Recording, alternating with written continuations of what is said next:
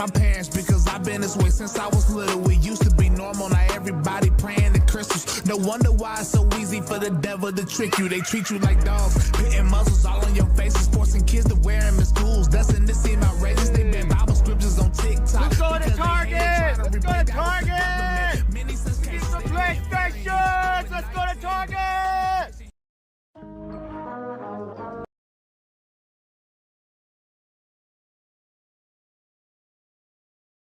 Oh, my mic's not on. Are we live? I think we're live. I think the mic's on. I think we're ready. We're ready. I needed to figure out how to just get that intro to play automatically, so I don't have to be clicking stuff.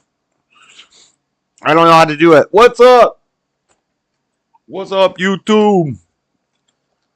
Let's see what my script writers got for me today. What my show writers, show planners got for me today. We got a lot of politics.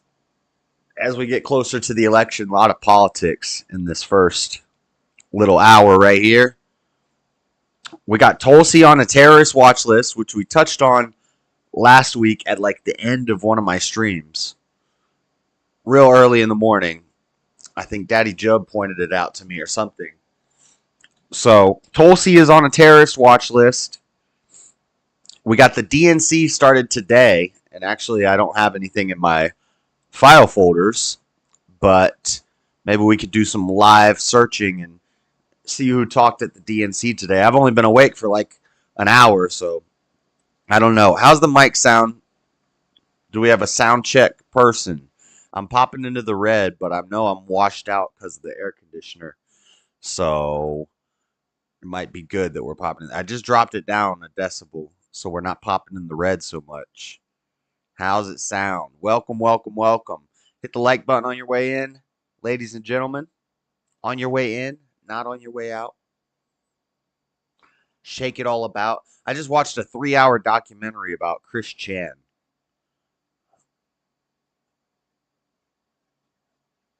Something wrong with that boy. Something definitely wrong with that boy. Sounds good, Dean. Thank you. So the DNC lineup, what we have to look forward to, what the number of people who show up is going to look like. We'll talk about that. We'll talk about the DNC. And then we got more Trump and Kamala updates, more research on Trump, Kamala. Tim Walz, he's into zoology. Zoology. He likes the horses. Tim Walz. And then memes, reels, lots of weather, lots of crazy weather going around on the country, and rapid fire. Some Ukraine updates in rapid fire, a lot of oddity news in rapid fire. And to wrap up the show, we're going to talk about faith healers.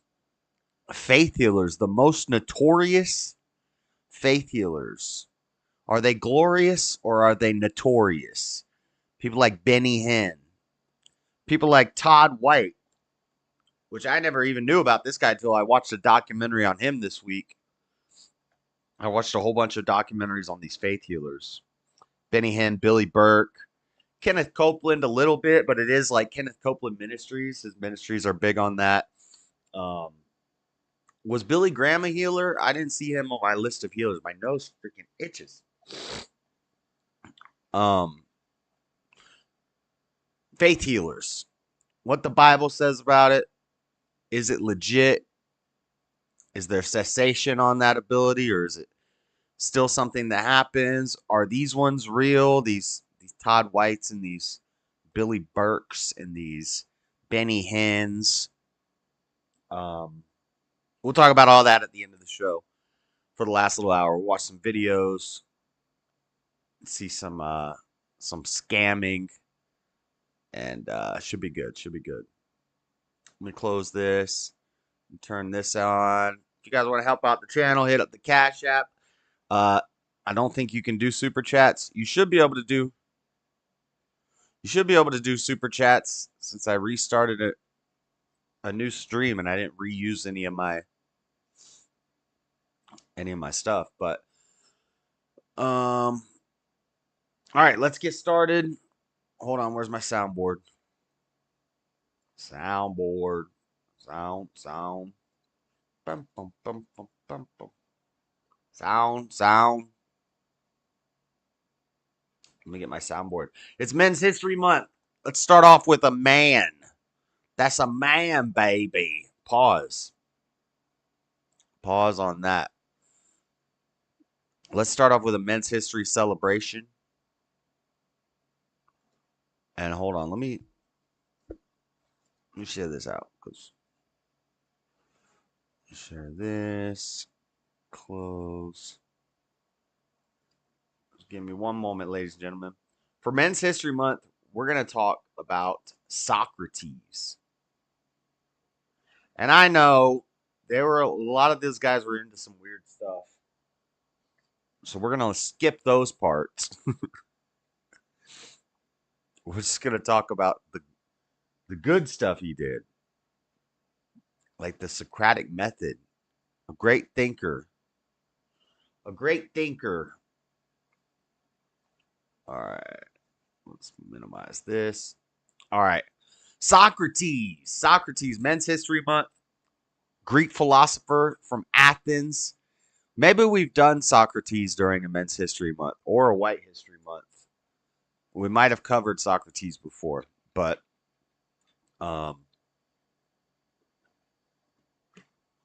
credited as the founder of Western philosophy and is among the first moral philosophers of the ethical tradition of thought. An enigmatic figure, Socrates authored no texts and is known mainly through the posthumous accounts of classical writers, particularly his students Plato and Xenophon. These accounts are written as dialogues in which Socrates and his interlocutors examine a subject in the style of question and answer. They gave rise to the Socratic dialogue, literary genre. Contradictory accounts of Socrates make a reconstruction of his philosophy nearly impossible. Some people say Socrates didn't even exist. I mean, if you can historically deny that Jesus existed, then you might as well historically deny that Socrates, Andrew the Great, is it Andrew? Alexander the Great, Genghis Khan, all these people never existed. What's up, Tomas? Hola, Cisao. Socrates was a polarizing figure in Athenian society in 399 BC. He was accused of impiety and corrupting the youth. After a trial that lasted a day, he was sentenced to death and spent his last day in prison, refusing offers to help him escape. So, Socrates, Men's History Month, the Socratic method. Given enough time, no one will exist. Yeah, I guess you're right. You are right about that. All right. So enough of that. Let's move on. All right, we're going to start off politics from earlier this week, from the 12th, updated on the 12th. Tulsi, our girl Tulsi. What up, Tulsi? Hey, Tulsi look alright. She Hawaiian. Tulsi's on a terrorist watch list. Lawmakers incensed after former congresswoman placed on terrorist watch list. Let's see what she has to say. Well, there were several local lawmakers who are. Let's check this out. Real quick. Go over here. Turn this on. All right, we're ready. Firing back after learning that former Congresswoman Tulsi Gabbard was placed on the terror watch list. Representatives Jean Ward, Diamond Garcia, David Alcos, and Elijah Pierrick sent a letter to the TSA asking for answers, calling the move harassment. The Air Marshal National Council says whistleblowers told them that Gabbard is included in the Quiet Skies program, which monitors elevated risks to aviation security. Now, Quiet Skies program? Am I being watched by the Quiet Skies program? Damn. Who else is being watched by the Quiet Skies program? 5 agents and 2 explosive detection canine teams were following Gabbard and her husband last month. Gabbard, who has been highly critical of the Biden administration, says that the decision to track her is unconstitutional and politically motivated. The TSA has not responded to a request for comment. Wow. So they're tracking her with bomb sniffing dogs because she was critical of the Biden regime. Several local lawmakers are firing back after learning former Congresswoman Tulsi Gabbard was placed on a terrorist watch list.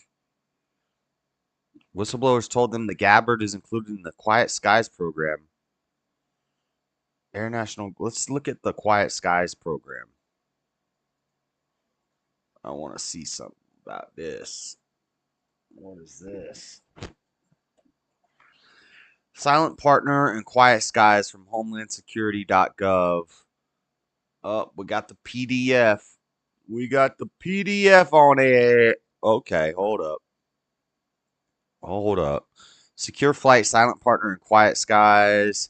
Abstract, the Transportation Security Administration leverages its access to the United States Customs and Border Protection automated targeting system to identify individuals for enhanced screening during air travel through use of rule-based on current intelligence as part of its secure flight vetting process. The PIA describes two specific TSA uses of the capability. TSA Silent Partner Program enables TSA to identify passengers for enhanced screening on international flights bound for the United States. Under TSA's Quiet Skies program, TSA uses a subset of the Silent Partner rules to identify passengers for enhanced screening on some subsequent domestic and outbound international flights. The Silent Partner and Quiet Skies program add another layer of risk-based security by identifying individuals who may pose an elevated security risk in addition to individuals on other watch lists maintained by the federal government so that TSA can take appropriate actions to address and mitigate that risk. This privacy impact assessment update is being conducted to reflect operational administration changes to TSA Secure Flight Program. What the heck? This is a lot of documents. It's only 15 pages, but I'm not going to read all 15 pages to you. But there you go. That's interesting. Let's see what this channel's saying about it. Island News. Lawmakers are demanding answers from the TSA. They want to know why former Hawaii Congresswoman Tulsi Gabbard is included on the TSA's suspected terrorist watch list. Republican state representatives Jean Ward, Diamond Garcia, David Alcos, and Elijah Perrick sent a joint letter yesterday. Because she got them bombs, baby. Hey, that's a bad joke. To the TSA director coming to Gabbard's defense. They claim that air marshals have harassed Gabbard and her husband on flights. Now, we reached out to the TSA for comment, and a spokesperson told us in part that its Quiet Skies program uses a risk-based approach to identify passengers and apply enhanced security measures. You think so? Would not confirm or deny whether Gabbard's on. You saying that's why they put her on the terrorist watch list?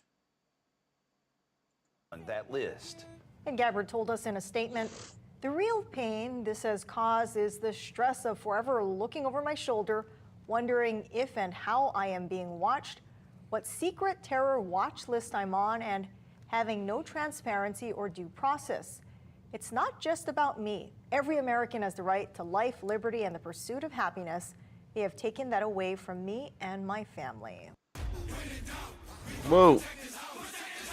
What the heck is this? An Under Armour commercial? Anyway, so Tulsi locked up. No, she's not locked up. I'm kidding. Oh, I should have saved that. Quiet Skies PDF. Political retaliation. Gabbard cites political retaliation for her addition to the TSA watch list. So this is a more local newspaper. State House Republicans defended former colleague presidential candidate and U.S. Representative Tulsi Gabbard in a letter sent Sunday to the Transportation Security Administration, demanding that she be removed from the federal government's terrorist watch list. The letter sent to David P. Pekoske, TSA director in Washington, D.C., noted that one of their former Hawaii State House colleagues, one of Hawaii's favorite daughters, former congresswoman, former presidential candidate, and combat veteran, is on a TSA terrorist watch list. This is not China or Russia, and our government is not to overstep the boundaries that have been set by the U.S. Constitution That government should never weaponize its regulatory powers. Where's my Yeah, you have embarrassed the state of Hawaii in our eyes, and we plead with you to clarify this without hesitation. Gabbard, in a statement to the Honolulu Star Advisor, said that her inclusion on the watch list is clearly an act of political retaliation. So producers saying she was helping Trump work on his speech, and that no, she'll be on the list since she left the Democratic Party. Yeah. One of the council members in D.C. was arrested by the FBI on charges of bribery. Huh. I did not hear about that. Gabbard told the news that she and Williams were forced into extensive random searches lasting as long as 45 minutes. It happens every time I boarded. I've got a couple of blazers in there, and they're squeezing every inch of the entire collar, every inch of the sleeves, every inch of the edging of the blazers. They're squeezing or patting down underwear, bras, workout clothes, every inch of every piece of clothing. This is crazy. But our borders are wide open. That makes sense. It was in the Post this morning.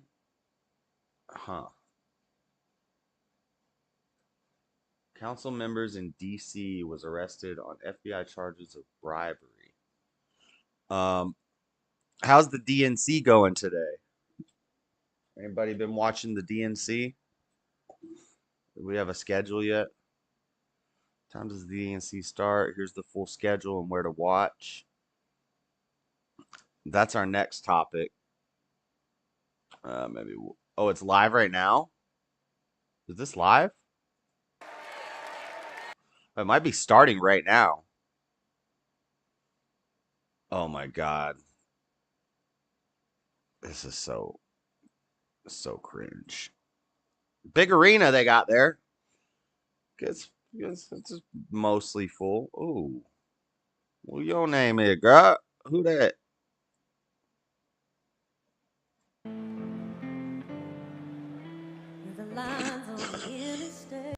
I don't know who that is.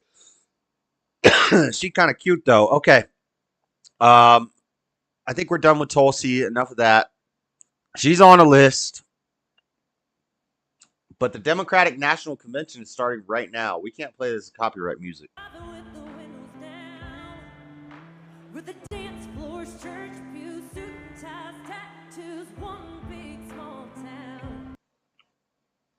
Is this Try That in a Small Town? I don't know what this song is. I don't listen to pop music. I'm waiting Seesaw's return. Democratic National Convention started today. Who are the politicians to watch? The theme of the event is passing the torch. Yeah, it's not really like a marathon though, you know, because your guy who's holding the torch can't really run. Giving the party a chance to spotlight its up-and-coming stars. Democrats will gather. This is from The Guardian. Democrats will gather in Chicago on Monday to kick off their convention, where Kamala Harris will formally accept the party's presidential nomination that she did not earn.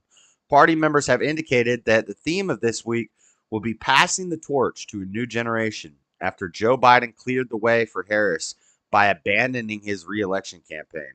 This is so bullcrap. And then they blame us for ruining democracy and all this crap. They don't even know what democracy means. Conventions provide a unique opportunity for up-and-coming lawmakers to speak to a national audience and boost their name recognition as they prepare for their own possible presidential campaigns in the future. Although the Democratic National Committee has not yet released the list of convention speakers, here are some of the big names expected to take the stage. Pete Buttigieg. He's the guy that's in charge of transportation. He's super gay. And since he's been in charge of transportation, we got train crash. We got chemical trains exploding. We got freaking airplanes falling out of the sky. We got Boeing hanging people. And they still aren't fixing the potholes. Pete Buttigieg loves a nice pothole. Pause. What the heck? What am I doing? Biden's going to do his speech and then leave. You think he's going to be the opener? You think they're going to open with Biden? That would be funny. He's not going to sit on the stage for, how long is it? Is it as long as, hey, she kind of cute. Is it going to last as long? Yeah, I'm reading right now. Officially starts Monday. What time does the DNC start? Begins Monday, August 19th. Hey, that's today. It's like starting right now. With speeches expected for 4 consecutive nights. There's no way Biden's sitting on the stage for 4 nights. Look at this guy crying. What a bitch. God, I hate Democrats. Who else can we expect to be there other than Pete Buttigieg? Wes Moore, the first black governor of Maryland. I've never heard of him. I don't care. Gavin Newsom's going to speak. Look at this guy looking all GQ. We're lucky he's not running because all the women would just vote for him because, oh, he's so handsome and he's young and he speaks well. Shut up, bitch. Alexandria Ocasio-Cortez. Ooh, AOC's going to be talking. AOC, the big bully Latina. J.B. Pritzker. I've heard this guy's name. I don't know a lot about him. 59-year-old governor of Illinois. Widely expected to get a prime speaking slot at the convention. Josh Shapiro. They say he's the better choice besides Tim Walz. I don't know why she picked Tim Walz. Maybe she wants to lose. Maybe the plan is for Trump to win. Rising political star in a crucial swing state for years, but shot to national prominence in fall of 2022 as state attorney general. He won the gubernatorial race over the extreme Trumpist Republican. Oh, I'm sure that election was super fair. Gretchen Whitmer. When are you going to release this is Michigan's governor, and when is she going to release the Whitmer body count? She was one of the ones who was putting young people in nursing homes with elderly people during COVID. Young people who were not at any risk were being put into nursing homes with elderly people who were at risk during COVID, and they were being locked up together. And then I think it happened in Michigan where that black kid, we did the story like 2 years ago, beat that old man to death in his bed. That's Gretchen Whitmer.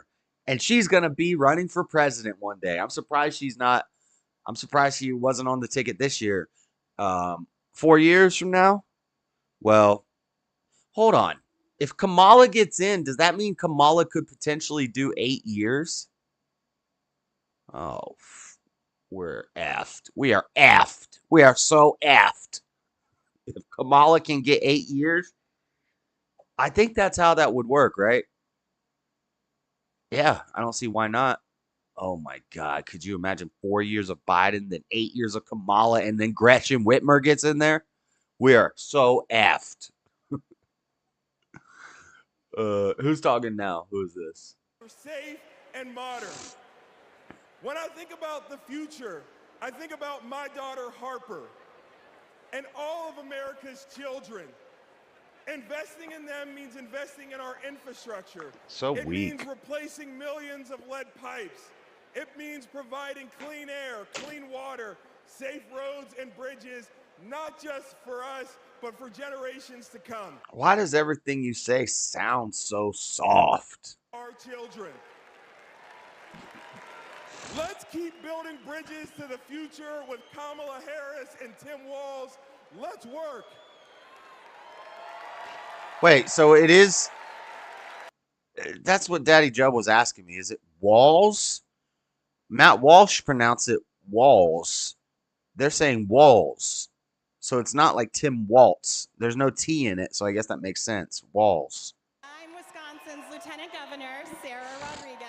Yeah, nobody's ever heard of you. Before I took office, I was a registered nurse. Wisconsin? Who cares about Wisconsin? And since when does Wisconsin have a blue governor? At the height of the heroin and gun violence epidemics. During the COVID pandemic, Trump and Wisconsin Republicans failed to protect our health. That's why I ran for office and flipped a red district blue.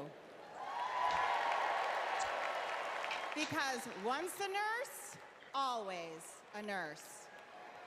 Now Trump is promising to terminate the Affordable Care Act.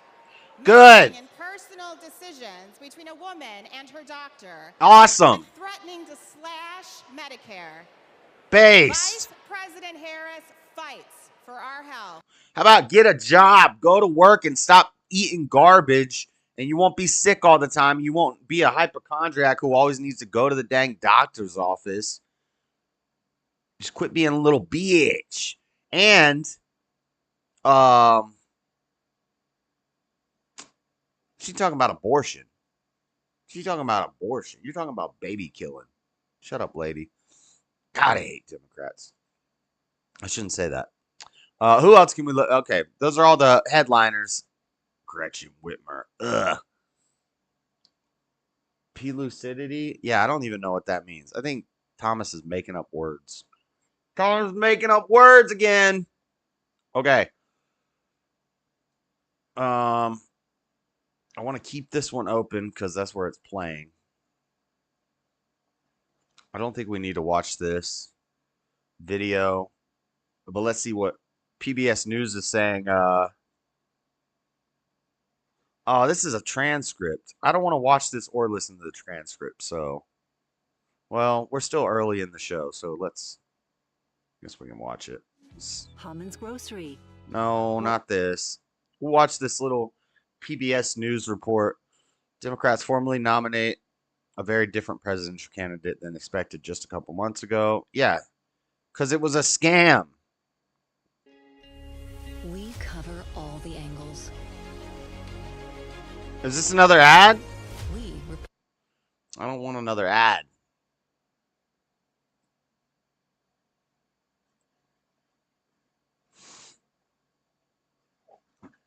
This is a PBS commercial.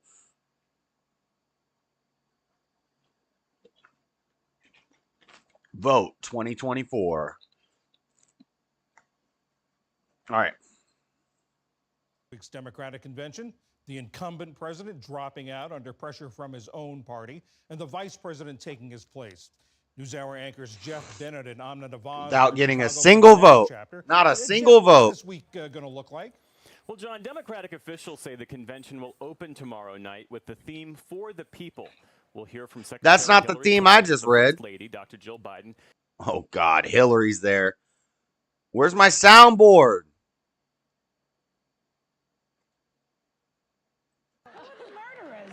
Oh, Clinton, he murdered a guy. And President Joe Biden, whose primetime keynote address will make the case for electing Kamala Harris. Tuesday will be organized along the theme of what Democrats call their bold vision for America's. The Obamas are headlining on Tuesday. Day one, the whites. Day two, the blacks, the Obamas. Dang. Merry Christmas, Happy Kwanzaa, Happy Hanukkah. Future with evening keynotes from Michelle and Barack Obama. Wednesday night, we can expect the campaign to draw a contrast with the Trump ticket. Thomas, what are you writing novels in the chat? Bruh. Every time I look at the chat, all I see Thomas writing dang novels over here. President Bill Clinton and Kamala Harris's running mate, Minnesota Governor Tim Walz. And on the last Walz night, and Clinton. Wait, Clinton. Wait, as is customary, I think it's customary for the president. Didn't Trump go last? Well, okay, no, because he's the candidate. So he went last because he's the candidate. Okay, and then Kamala's gonna go last because she's the candidate. But on day 3, we got Bill Clinton. Oh, Clinton, he murdered a guy. We'll hear from the nominee herself, Kamala Harris, as she formally. Hello! Hello, my pretties. My name is Kamala. For president, outlines her agenda and reintroduces herself to the American public. So, over the next 4 days, Democrats will look to capitalize on their base's newfound enthusiasm for this campaign, which has really returned the presidential race to a neck-and-neck contest. That's right, Jeff. And, you know, I asked multiple Democratic officials and lawmakers. I know Seesaw's going to have some feelings about the healings. Feelings about the healings. We're going to talk about faith healing at the end. You need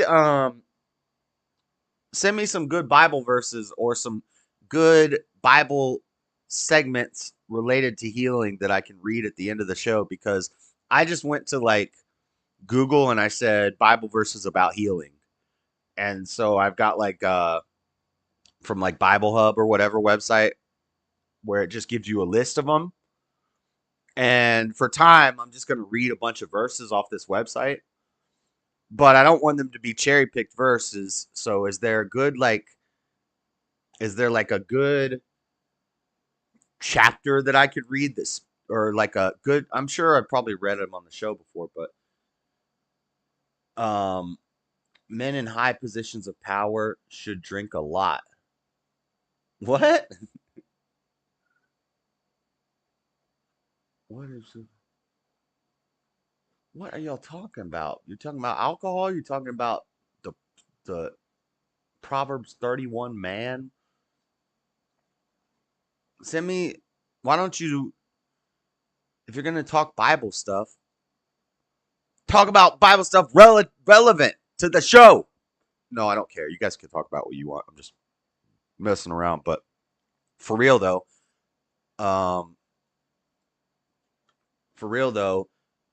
is there like a nice chunk of something I can read for the healers segment? And then we're going to watch some videos of some faith healers in action and why I think that they're frauds. But not all of them, not all, but these guys are some frauds.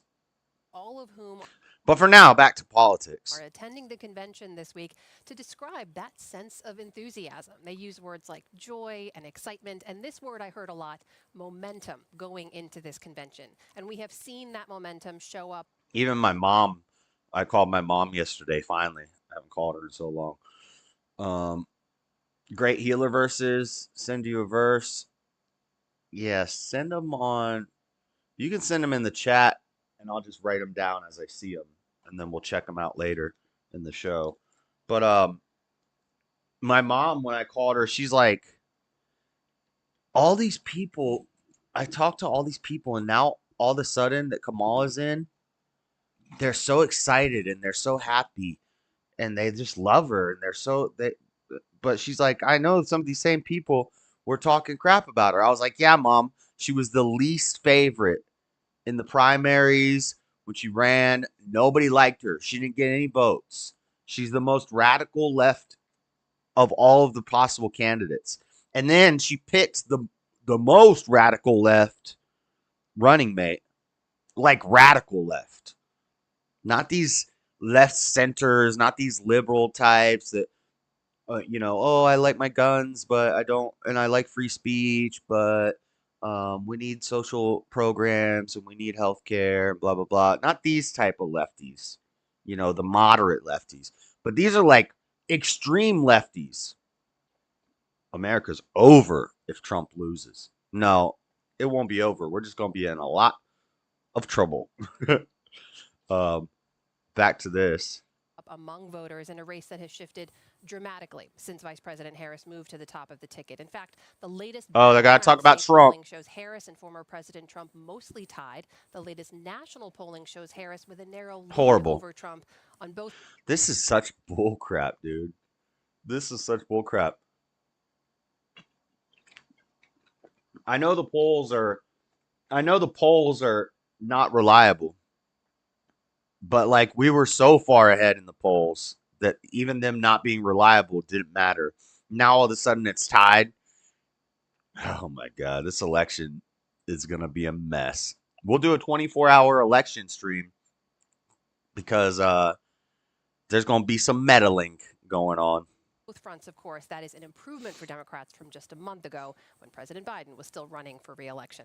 Our White House correspondent Laura Barone-Lopez has been covering the Harris-Walz campaign. She's here with us in Chicago. Walz. Laura, as we've been saying, this is a very different convention. So it's not Waltz. There's no T in it. It's just Walz. Walls, like them sweet sugar walls. To the one Democrats were planning just a few weeks ago. What's the vibe been like here in Chicago? What's the vibe like? Totally different, and you can feel it. Tell us about the vibe. Democrats are motivated in a way that we didn't hear them be motivated. Is that Zendaya? activated prior to Kamala Harris jumping in, and when it was a rematch between Donald Trump and Joe Biden. And to seize on that momentum, Kamala Harris, the vice president, is in Pennsylvania campaigning alongside her vice presidential pick, Tim Look at this dude.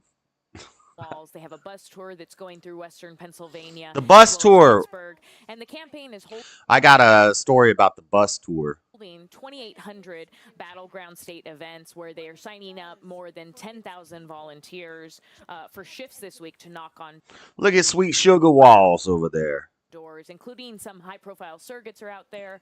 Pete Buttigieg, along with his husband, in the state of Wisconsin, going through that key battleground state as they try to really just capitalize, as you said, Jeff, on the momentum that they're feeling. All right, we're not going to watch all this. It's the Democrats. It's going to be incredibly boring. Incredibly boring. Soft. Everything just sounds so soft. Everything they say just sounds so soft. Protesters march through. So we got protests going on. We got protests going on. Let's see what who's talking right now. Who's this lady? Who this lady is? Again, that sounds pretty boring. But what it means is that Democrats are boring. That's what I just said. Trump would be able to weaponize the Department of Justice to Oh my God. We're still gonna talk about Project 2025. He hasn't even endorsed that. He lightly endorsed it, but he hasn't even really mentioned it by name or talked about it. Heritage Foundation is libertarians. That's how it works in dictatorships. Oh, God. And that's exactly what Donald Trump and his MAGA minions have in mind. An expansion of presidential powers like no president has ever had or should ever have. Shut up. By the way, if you're asking if any of this is even legal, well, remember, thanks to Donald Trump's hand-picked Supreme Court, he's now completely immune from prosecution, even if... They all talk like they're high school girls. We had such a vibe out here today. His hand-picked. What is this, Mean Girls? Government of the people, by the people, and for the people. Not the government of Donald Trump, by Donald Trump, and This is in Chicago. Of Donald Trump, by Donald Trump, and for Donald Trump. This is in Chicago. I wonder if Mr. Mad is out there. Mr. Mad, you going to the DNC this year? What's up? All right, we'll check back in on them later. So we got protests happening. Protesters marched through the loop on eve of Chicago DNC and first permitted demonstration. March for Bodies outside unjust laws held Sunday downtown. Media could not be loaded. Oh, they took the video down. It was a protest that lasted more than 3.5 hours as ABC 7 saw the massive crowd take over the loop. It remained peaceful as they marched to Grant Park. Protesters used the march as an opportunity to send a message on the eve of the DNC. They said it's time for less talking and more action from their politicians. Is this like a Palestine protest? Several different activist groups came together as a united front demanding action on reproductive rights, which means the right to murder your baby, LGBTQ rights, which means the right to put your wiener in whatever place you'd like to, or just remove it if you'd like when you're a child, and the end to the Israel-Hamas war. When we talk about justice, we're talking about justice for everybody, and we're talking about real actions for everybody, and not just, some empty words here and there, but policy material, reality, and all ideologies, said Noor O'Day with Code Pink. Noor talks like that. Meanwhile, Vice President Kamala Harris arrived in Chicago on Sunday for the Democratic National Convention. Protesters gathered near Michigan and Whacker.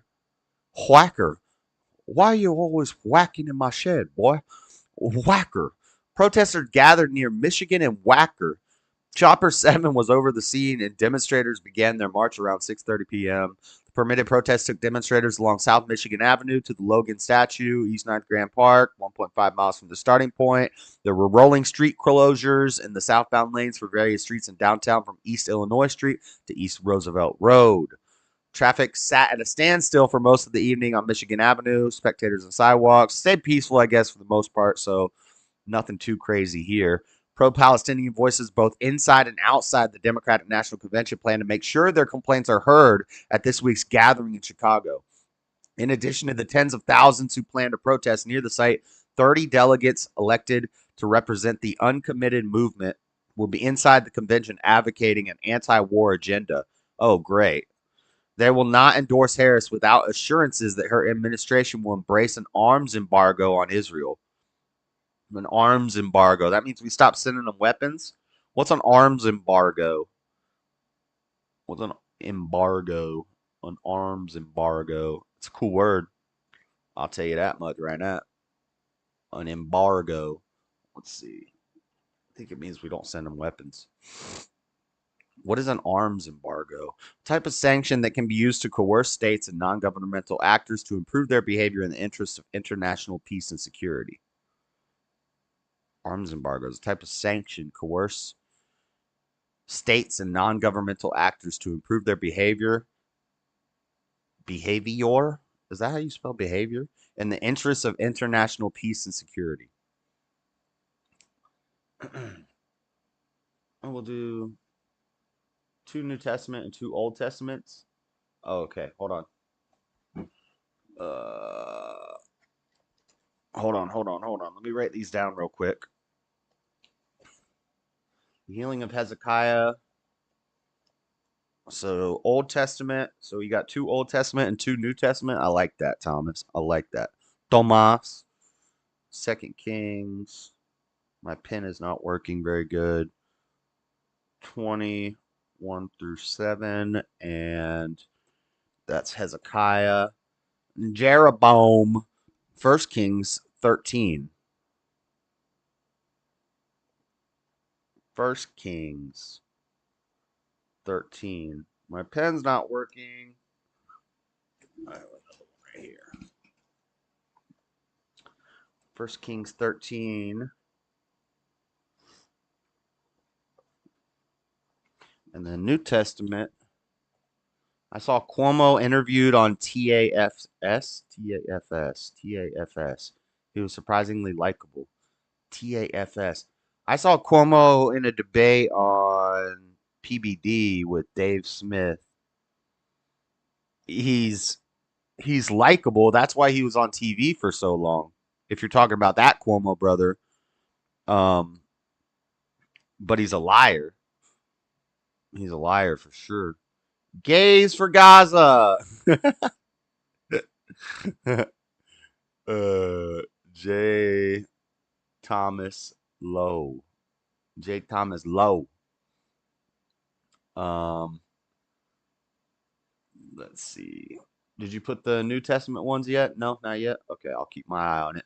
Drunk taxi drivers should be used as stand-ins for the candidates at presidential debates. For the first few rounds of questions, they just put on blindfolds and box to see who the winner is.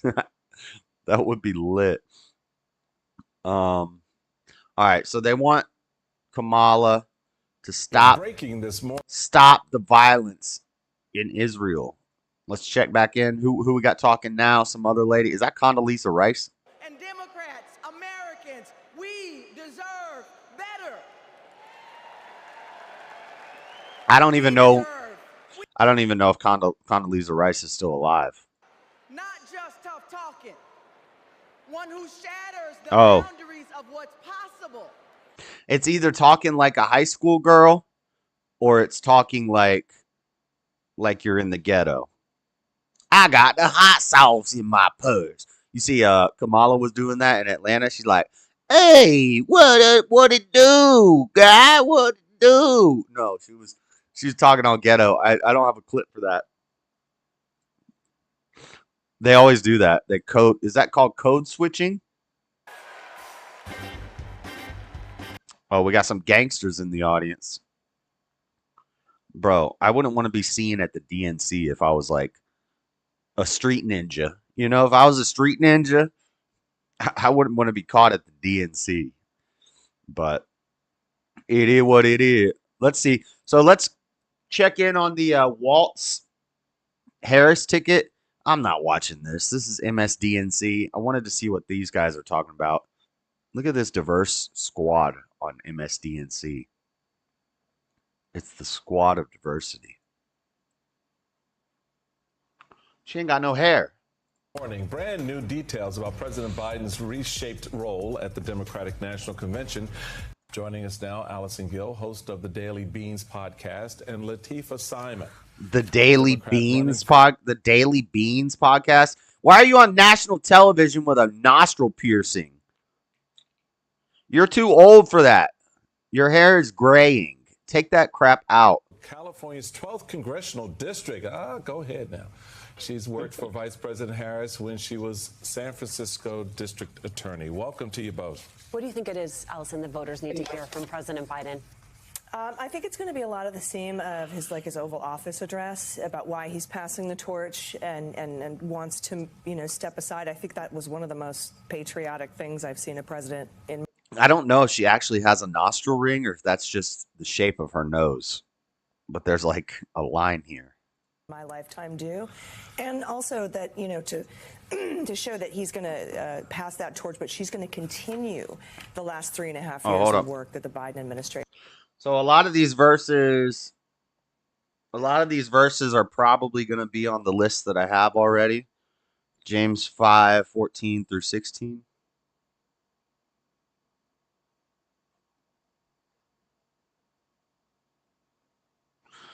And Matthew 7:48. Yeah, a lot of these verses might be on the list that I have already, but now I know some to focus on. Okay, I don't want to watch any more MSDNC. Updates on Kamala and Trump. Let's see if New York Post is going to let me read this article. There's going to be a million ads because it's the Post. Hey, they're going to let me read it. Nice.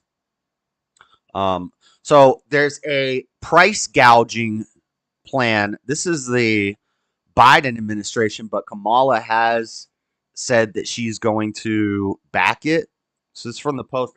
Left-wing Washington Post slams Harris's price gouging crackdown plan. Squandered the moment. So this is their price gouging crackdown plan. But then in the second, we're going to talk about how they're going to be cracking down on cryptocurrency as well. Even the Washington Post isn't buying Vice President Kamala Harris's plan to slap socialist price controls on groceries. The longtime left-leaning broadsheet owned by billionaire. So we do need to lower the prices of groceries, but the way that she's implying to do it is going to cause a lot of businesses to go out of business. We just got a raise at my job. The night shift workers, we got a 50-cent raise. Our store got selected, and all the night shift workers get 50-cent raises. But they announced that like 2 weeks ago, and then for the past 2 weeks, people have just been disappearing, and they've been working us like double time, like not longer, but like, yo, you gotta go faster, you gotta go faster, you gotta go faster, but people are like disappearing. I'm pretty sure, and I heard one of the managers talking that the store is severely overstaffed. So isn't it interesting? When they raise wages, there's less jobs. They don't hire as many people.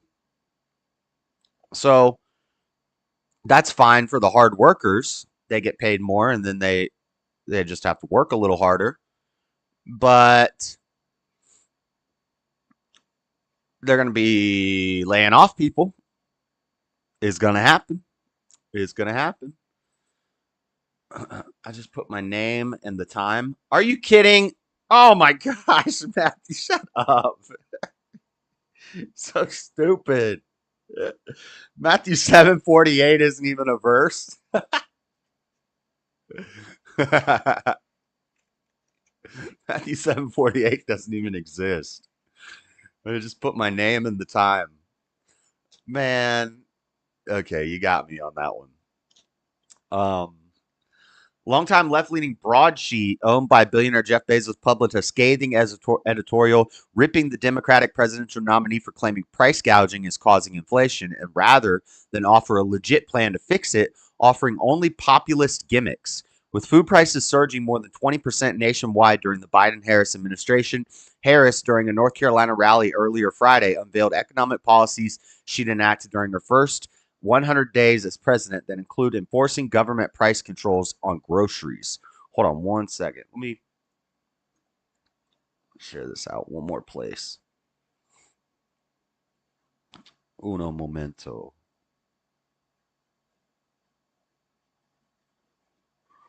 Uno momento.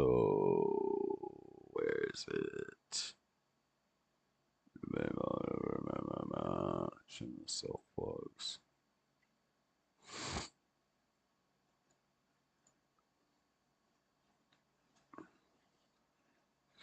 All right.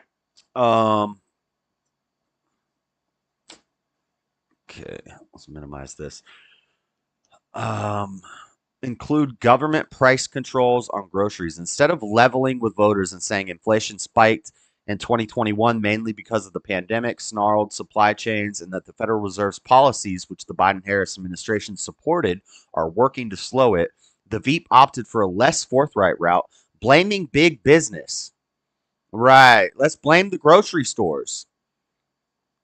Yeah, let's not fix energy prices. Let's not deal with the Fed. You know, let's not shut down the world because of the sniffles. Let's just blame the big businesses. But you know who's going to suffer from this is going to be the small mom and pop shops. This is what Democrats do. These damn commies.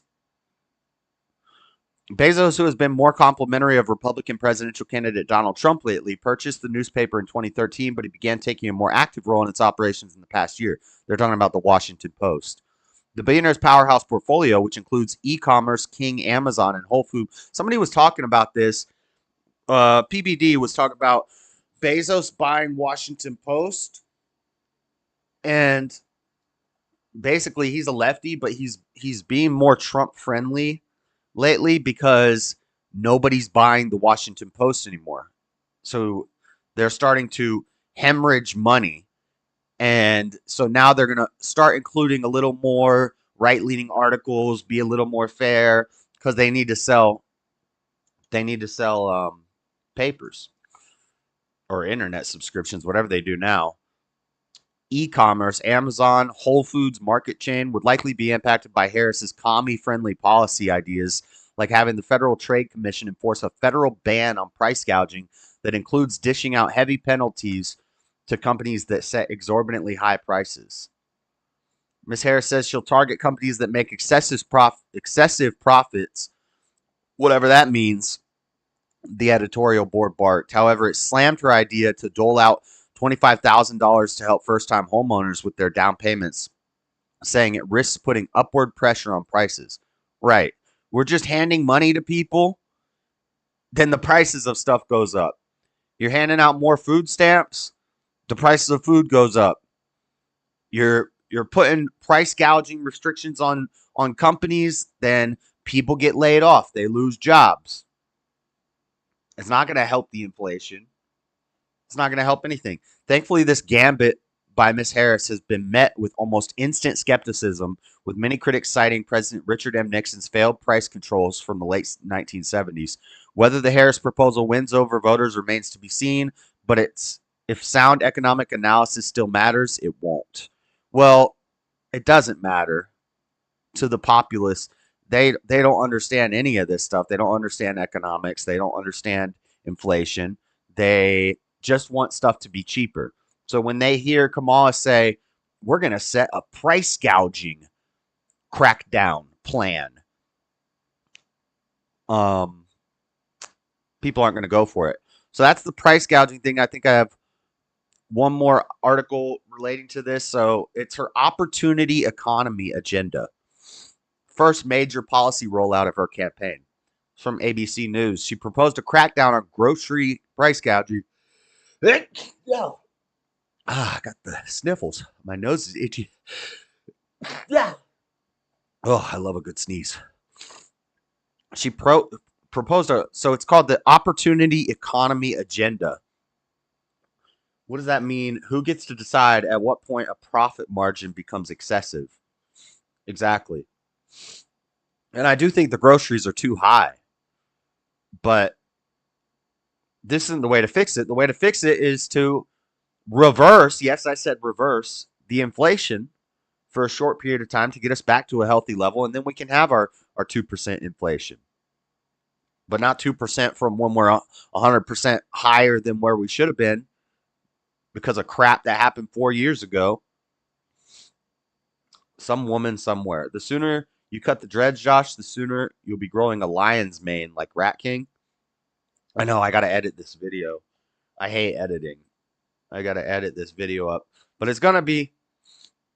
You guys probably won't be interested, but there's a lot of people that look up how to start dreads and how to clean dreads and how to maintain their dreads on the internet. So it's going to have a... I want one of these election map forecasters for election night. I'm getting sidetracked. Time for the gobbledygook drop. I don't have the gobbledygook anymore. Sounds like a bunch of communist gobbledygook. Oh, Clinton, he murdered a guy. I have that norm drop, but I don't have the commie gobbledygook anymore on my soundboard. It's somewhere in my computer, but I don't know where. All right, so from ABC again. Vice President Kamala Harris released her economic agenda on Friday following calls for her campaign to zero in on policy after an unprecedented rise to the top of the Democratic ticket. Did you see when they asked her about inflation? They're like, Kamala, what are you going to do to stop inflation? And she's like, well, hold on, witch voice, crazy witch voice. Well, you see, my pretty, inflation is when prices inflate. And right now, we have inflation. And that's why the inflation is there, because it's inflating. She said inflation like 7 times, but she didn't answer the question at all. She just gave us a really long definition of what inflation was. Thanks, Kamala. Thanks. Harris outlined her plans at an event in Raleigh, North Carolina, a pivotal battleground state that both Harris and former President Donald Trump will work to win in November.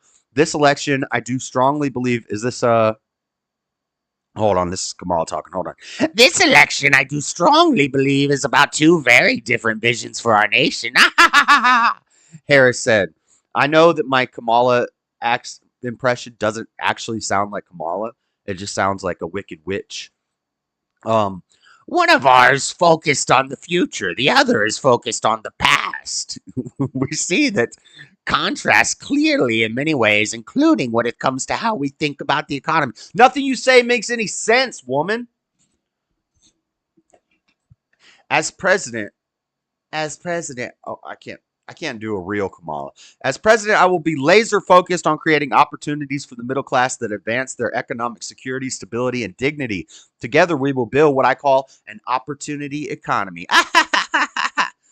Throughout her speech, Harris sought to contrast her vision with that of Trump, whom she painted as someone who fights for billionaires and large corporations, while she will fight to give money back to working and middle-class Americans. Shut up, commie. I'm not reading all of this. The economy, opportunity economy agenda. Wow. What is price gouging and why is VP Harris proposing to ban it? Well, I want to read this. What is price gouging? There's no strict definition that economists would agree on, but it generally refers to spikes in prices that typically follow a disruption in supply, such as after a hurricane or other national disasters. So we're talking about COVID still. Consumer advocates charge that gouging occurs when retailers sharply increase their prices, particularly for necessities under such circumstances.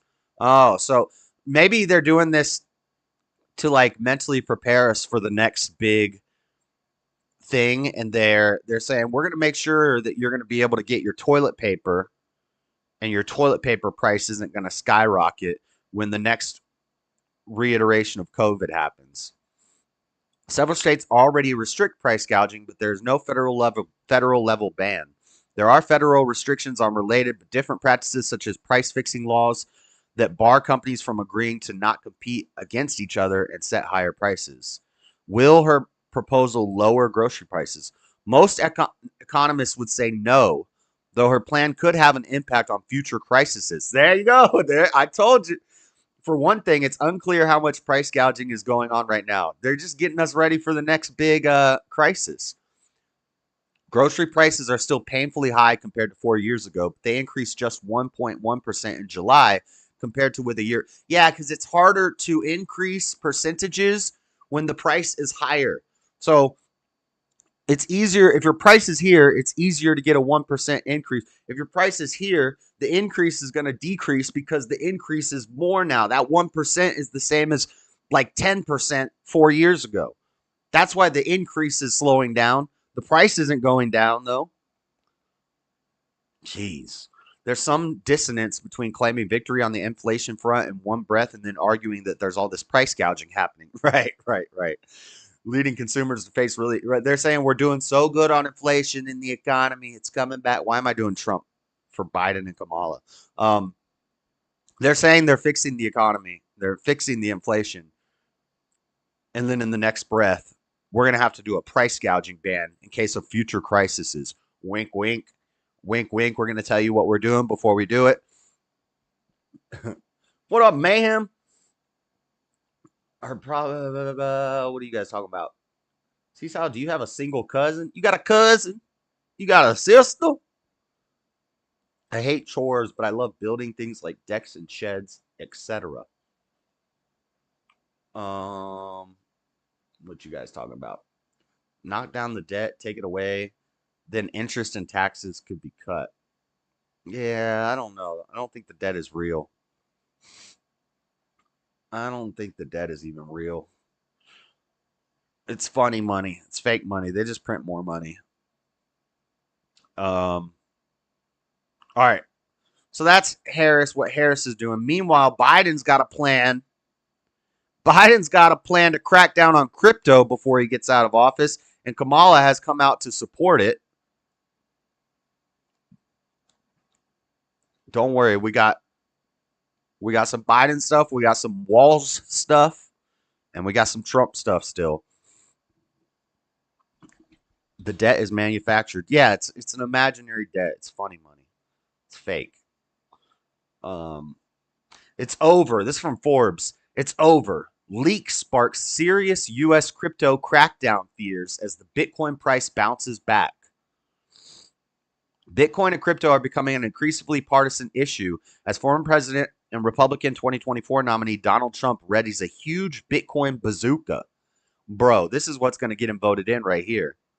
The Bitcoin price has topped 61,000 this week, bouncing back from last week's huge price crash that sent Bitcoin under $50,000. As one legendary trader predicts, the Bitcoin price could soon soar to 1 million. No, I don't believe that. That's crazy. Now, after Trump, maybe he buys some Bitcoin before the election, and then if Trump wins, hold on to it. If Trump loses, get rid of it immediately. Now, I'm not a financial advisor. I don't give financial advice. I'm just talking out of my butthole right now. I'm broke. Now, after Trump's son Eric and Don Jr. teased a big crypto announcement they say is coming soon, the Bitcoin and crypto community are braced for a U.S. crypto crackdown if Vice President and Democratic Party nominee Kamala Harris wins the White House in November. So Biden is saying that they're going to do this crackdown, and Kamala is on board. Harris advisor Troy says she will keep Biden's hostile attitude to crypto and will continue the crypto crackdown. I talked about this years ago. Nobody talked about this story, but Biden, on his first day in, one of those executive orders that he signed was research into the harms and dangers of cryptocurrency bill, something like that. And yeah, Biden, they don't like this crypto stuff. They don't like when they can't control the money. They want to divvy out the money they want to rob from the rich and give to the poor and get rid of the poor and make everybody middle class and blah, blah, blah. All that commie gobbledygook with their money. They don't want to do people doing it with Bitcoin. Too much freedom in that. Alex Thorne, head of research at Galaxy, posted on X alongside details of the Bloomberg report that revealed the Harris campaign has hired a top Treasury Department official, Brian Nelson, as an advisor, while also relying on longtime allies such as former policy chief Rohini Kosoglu. Rohini Kosoglu. Bloomberg reported that Harris supports raising the corporate tax rate to 28% from 21%, citing anonymous sources, fully in line with Biden's most recent budget proposal, which also calls for taxes on wealthy crypto holders. The increased scrutiny on Harris's plan for Bitcoin and crypto comes as Harris holds on to her poll lead over former President. Shut up. Shut up. So they're cracking down on the crypto. Vote for Trump. If you got Bitcoin, vote for Trump. That's all I'm saying. That's all I'm saying. Here's the bus rally. Let's take a look at this video of this bus rally that Harris and Walz have been doing. World of new opportunities. Shut up, ad. When asked about the border crisis and what she would do, she said, we need to help those that are here to get their citizenship. Yeah, I know. Bus tour. It's from Independent, or no, this is from AP. Volume is low. See, audio guys, somebody needs to check me on that.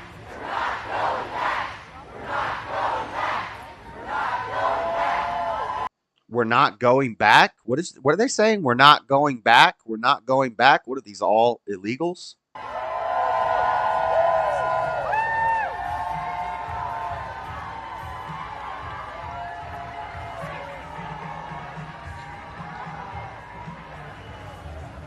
Looks like a dang Somalian bus.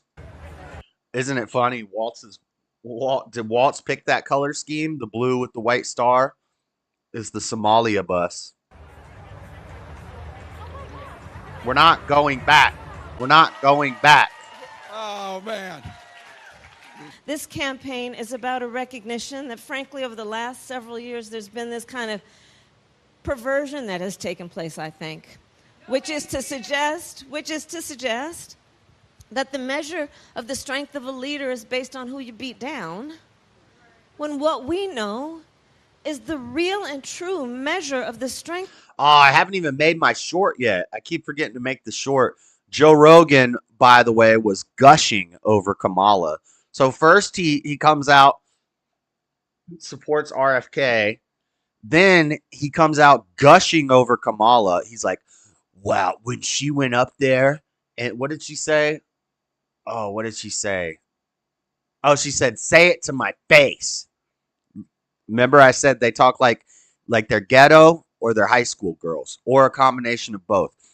If you got something to say, you say it to my face. That's what Kamala said. And Joe Rogan is like, well, she was so good.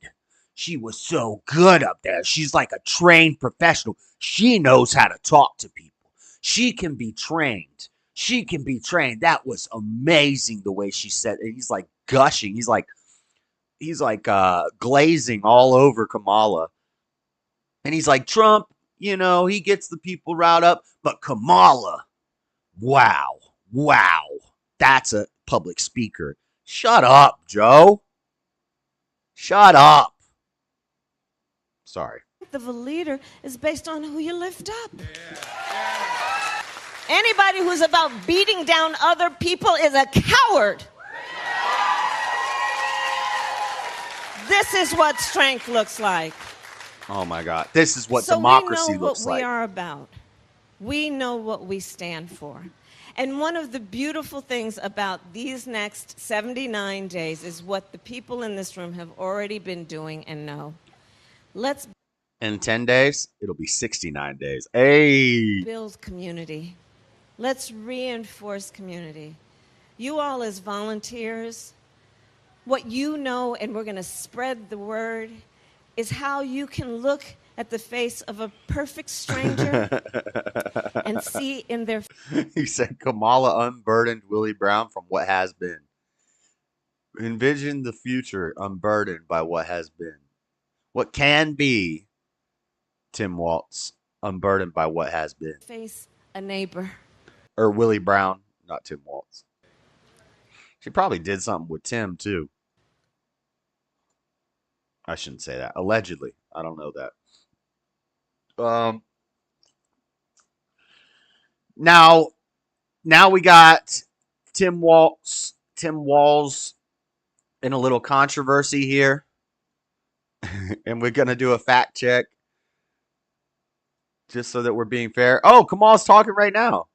For the future of our country, and this November we will come together and declare with one voice, as one people, we are moving forward. This is the DNC live. She's already speaking at the DNC on the first night and the last night.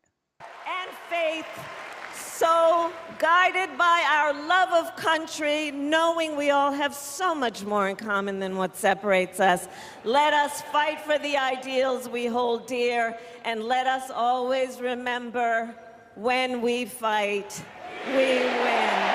God bless you. God bless the United States of America. Wait. Good night. Are you telling people to fight? I thought, are you calling for an insurrection right now, Kamala? Kamala, are you calling for an insurrection when you tell people that you fight and you're going to win? What are you implying? What are you implying? Because I guess when we fought, we lost, but you still called it an insurrection, even though all these people showed up and nothing really happened. Somebody played with a computer and nobody brought any weapons, and that's an insurrection. But you're going to win the fight. What are you going to do? You're going to win? That's an insurrection. Kamala just called for an insurrection. When they fight, they win. Wow. Wow. Wow. The hypocrisy is amazing. Really bigly hypocrisy from the left. They fight. When they fight, it's fine. When I fight, it's the greatest insurrection we've ever seen. Okay. Let's get into this Walz controversy. Walz. Apparently, Tim Walz is into horses. Hold on. Is this the one? Oh, no, it's the next one. This is about their rally. Oh, okay. This is the bus tour that we watched the video already. Let's see what's going on with Le Monde. I don't know if this is lemonade. Le Monde? Le Monde. Kamala Harris and Tim Walz targeted by an unusually violent online smear campaign. Since late July, the new Democratic candidate and her running mate have been the subject of an avalanche of disinformation from Donald Trump and his supporters, mixing sexism, transphobia, and racism. They say she isn't a real woman, she slept her way to the top, or she's running a child trafficking network while taking orders from a globalist elite. And they say that her running mate, she chose a supporter of the Great Replacement and of the white population by black population, a defender of child offenders, and even a zoophile. Trump called Tim a zoophile. Zoophile is a nice way of saying he's into bestiality, because he did something with a horse allegedly. Is what we're gonna fact check here in a second. Or Snopes fact checked it, and we're gonna see if we believe Snopes or if we don't believe Snopes. Sometimes a prostitute for globalists, sometimes transgender. Her primary fault being a woman. A number of pro-Trump activists have reasserted in recent weeks that the current vice president slept her way to the top. A nagging accusation for several years to the point of becoming a meme. Oh, it's become more than one meme. It's lots of memes. The more radical accuse Harris of being a prostitute for globalists who allegedly performed sexual services in order to make a name for herself. Donald Trump himself claimed that Willie Brown, former mayor of San Francisco and Harris's ex-boyfriend, confided terrible things to him about her during a hectic helicopter ride together, a flight that, according to Brown, never took place. Added to these sexist attacks are transphobic rumors. QAnon movement claimed that Harris is actually a man named Kamal Arus. We say everybody's a man now. Everybody's a freaking man now. It's a man, baby. But it's funny, the people who can't tell you what a woman is will tell you real quick that they're not a man. I don't know. Similar to Brigitte Macron. Yeah, and Michelle. But fake images leaking her to Jeffrey Epstein. I don't know if those are fake. A few cases of anti-Trump manipulation. Here we go. This is Tim Walz is a zoophile. So another rumor insists that Walz signed a law protecting PDF files is based on an actual law from 2023. Oh, so it's not an accusation. The Take Pride Act, which opposes discrimination against LGBTQ plus people, but in no way concerns child sex offenders. Yeah, that's the same thing they said about HB, the one in California, that said if a man is with a young boy, then the punishment is not as bad. This is BS. I bet you the bill does protect PDF files. I bet you they get lighter sentences, and you're encouraging relationships between children and adults, because that's what the LGBTQ people are into. You don't want to be discriminatory, you know. Morals are subjective. They just change wherever you are and based on the laws and the population and society and what people are voting for. You can't say that that stuff is wrong anymore. But where's the zoophile one? So, appear to be a promotion of the racist grant. Now he wants to appear to be a promotion of racist great replacement. Yeah, because he's replacing Minnesotans with Somalians. Now he wants to do the same to our country. Yeah, that's what he's doing. Where is the... Yeah, Minnesota flag altered to resemble that of Somalia. Bill protecting PDF files. I believe that. I believe he is replacing people with Somalians. But I'm looking for... They're not talking about the zoophile thing. It's not talking about the zoophile. Concerned fake news circulating Saturday voter fraud scheme, issuing driver license to undocumented immigrants to enable them to vote. I bet you that's true.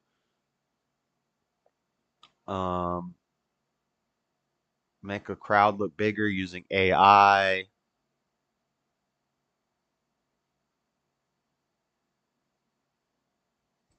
It's not talking... See, it says it in the title here, zoophile, but it doesn't mention it. They probably had to take that out of the article.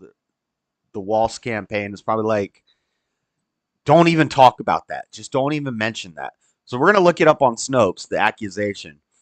No, Walz did not get stomach pumped after neighborhood dare gone wrong. Social media accounts shared a purported newspaper clipping that claimed the alleged incident involved a horse occurred in 1995. So here's the news article. I don't think I can see it to read it. Nebraska man hospitalized after universal over investigation incident. Over ingestation. Unusual over ingestation incident. So the claim is he lost a bet or something, or a dare, and he over ingested some horse fluids. Some fluids from horses.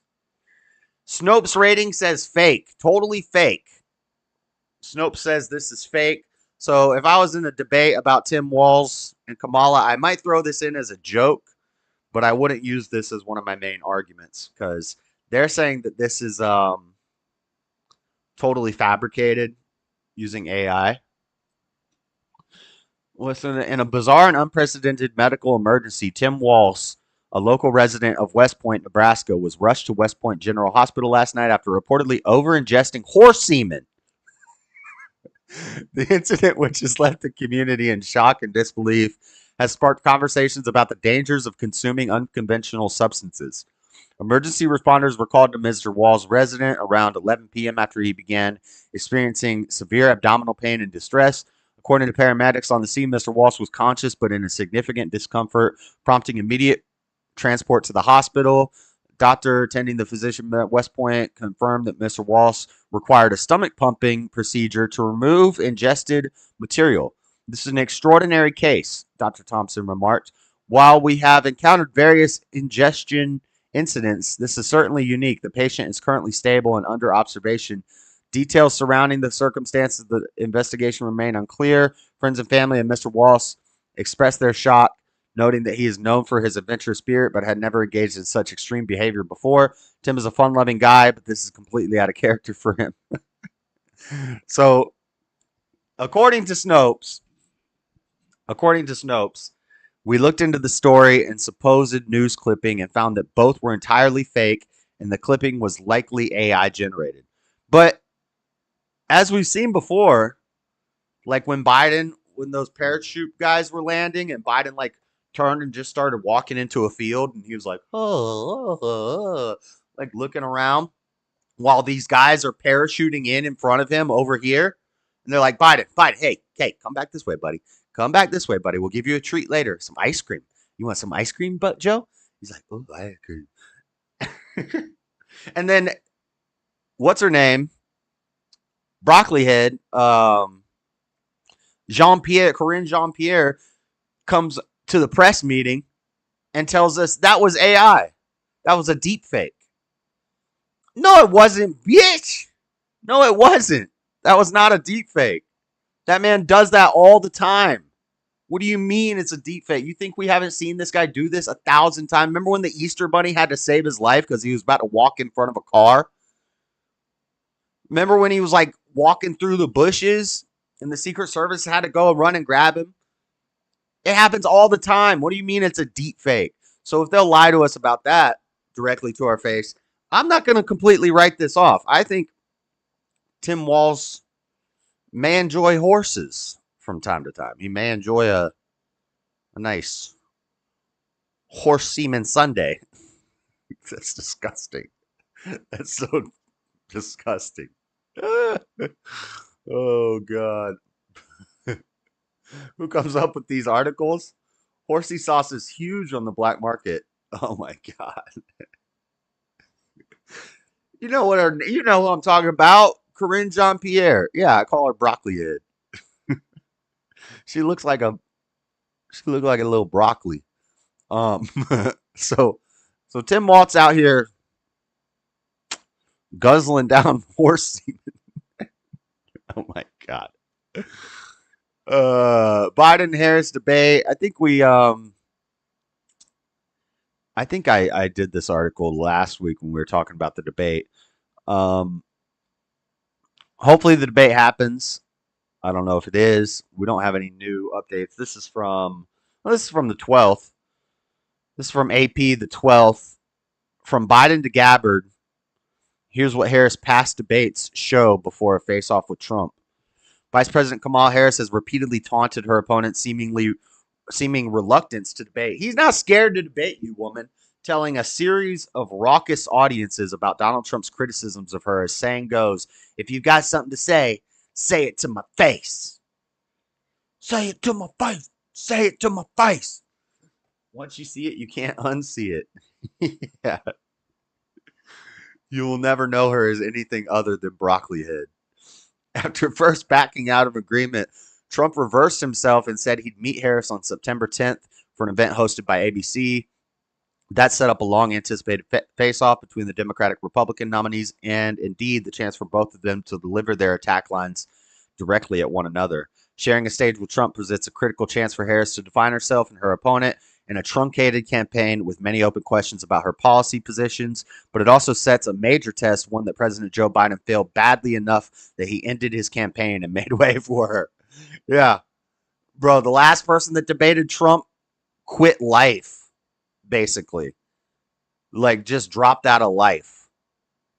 Allegedly, I think he might have actually literally, like Trump might have actually bodied Biden in that debate.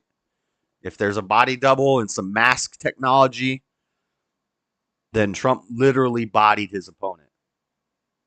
Who is Broccoli Head? I'll show you.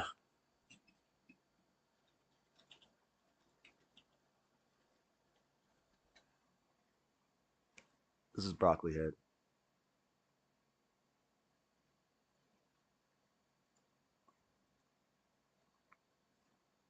I told you. Was I wrong? Am I wrong?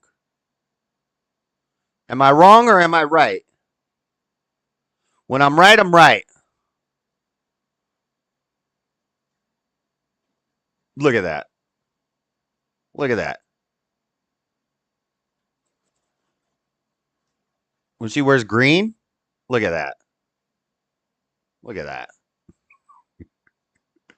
Okay, stop. Debate.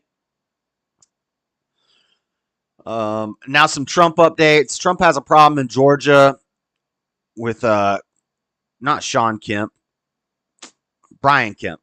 Brian Kemp. This is from Politico. Politico. Trump's nuclear explosion on Kemp was months in the making. He could pay a price in November. They're saying Georgia is going to be mad at Trump because he called out Brian Kemp. Donald Trump was privately stewing over Brian Kemp earlier this year, long before he unloaded on him at a rally in Atlanta this month. Offended by the Georgia governor's absence from campaign events and fundraisers and other perceived slights. What's the deal with Brian Kemp? Trump asked companions on a flight back to Florida from a fundraiser held in the swing state in April. According to a person with knowledge of the discussion, granted an anonymity to describe a private matter. After all, Trump said he'd helped him get elected in a competitive 2018 primary.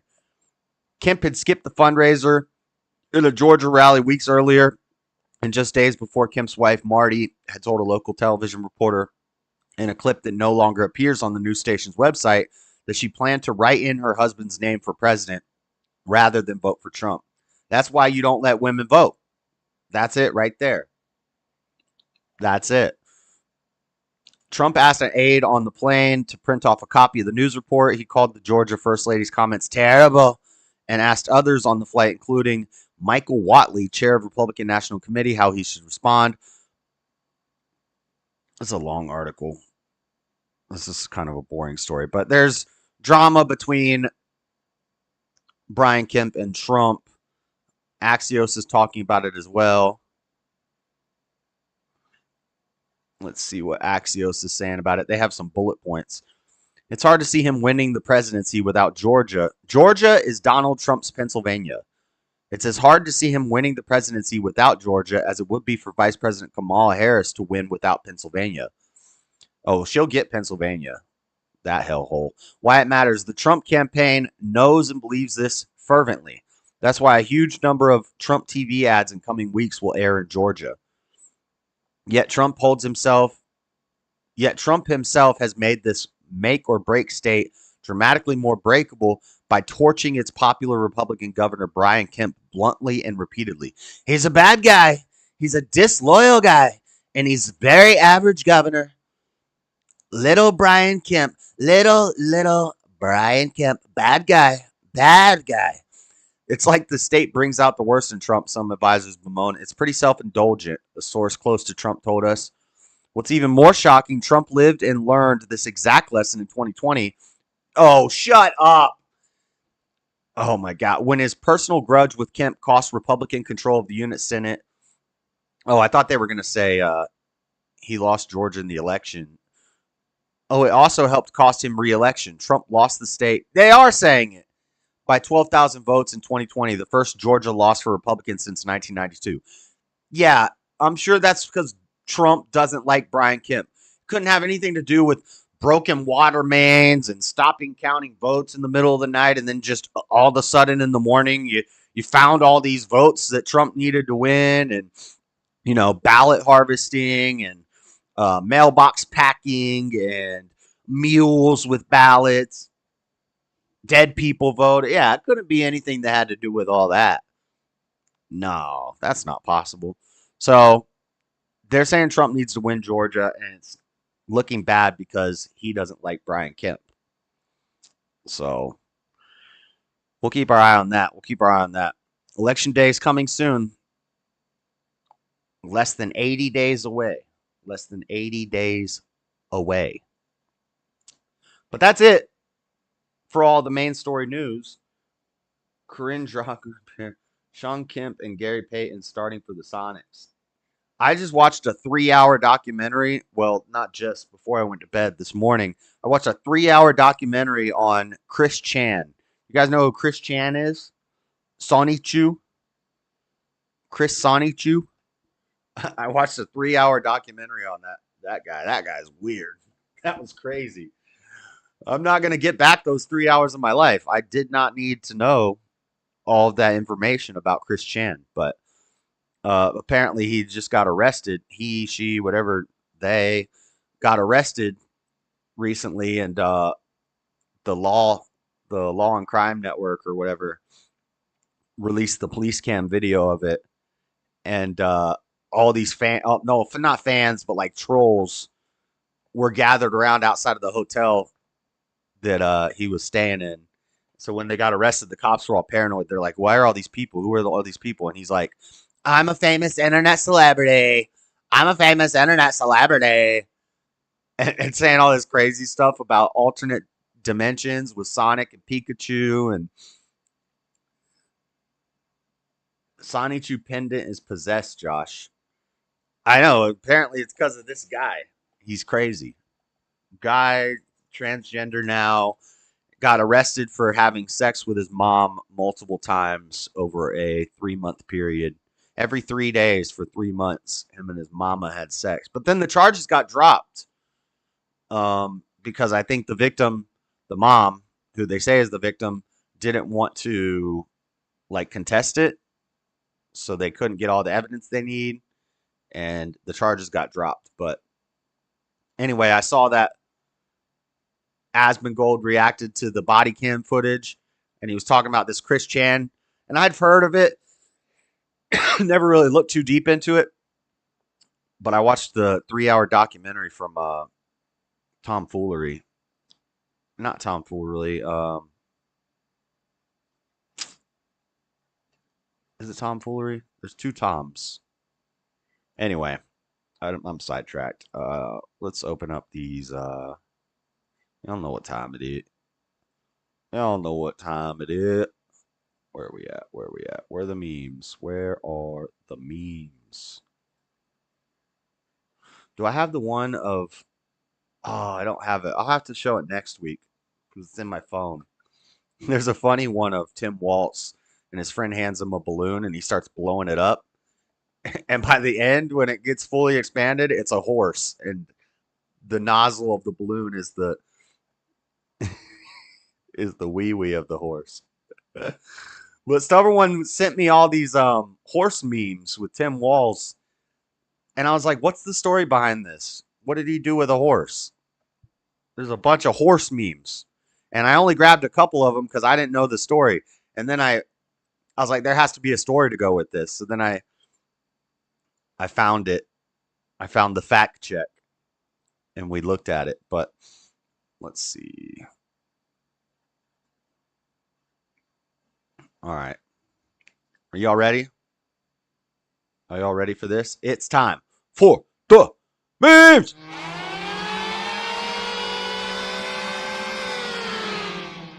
Oh, it's a British lawman. It's a British lawman. He's thinking, together we will make this country yours. And then we have Bakalaka Dirk here saying, thank you for being so weak. Thank you for being so weak. Oh, poor England. But don't talk about it, guys, because you might go to jail. When you have a flat tire, you change it. You don't drive around on it for 4 more years to see if it gets better. Facts. Facts. Next. Your son is not focused in class. I'm sorry, what did you say? I'm sorry, what? What did you say? Boing. Next. Rainbow meets tornado in Texas. I don't think this is real, but if it is, that's pretty sick. That's like a rainbow. I think this is fake. But maybe not. Maybe it is real. Maybe there's some sort of different, because I know it's like light refraction, but maybe there's some different pressure system where a rainbow is, which kind of like sucks the tornado to it. But I don't know. That's like God saying, have this Pride Month. Rainbow tornadoes. That would make a good movie. Rainbow tornadoes. That's pretty crazy. Next. This is a Duke Nukem magic card. It says, that's a lot of words. Enchantment. Spells that have more than 5 lines of text can't affect you. Too bad I'm not reading them. TLDR, too long, didn't read. When your card has too many words on it, I'm just going to play this card. Next. Feeling cute, might give a retard AIDS later. I don't know. Jenny. I hate you, Jenny. No, I'm sorry. I love you, Jenny. We go together like peas and carrots. We do not like Jenny here. We are an anti-Jenny YouTube channel. If you're a Jenny fan, then you just need to get out. Feeling cute. Might give a retard AIDS later. I don't know. Dang. Next. Smokey the Bear. What does Smokey have that the men don't have? Look at dang Smokey's pants. Dang Smokey got a trouser snake. Smokey hung like a bear. What the? That's why the women picked the bear. I need to get a sound drop of Mystical did a freestyle. And he's like, if I ever get thrown in the woods with a bear, nigga, help the bear.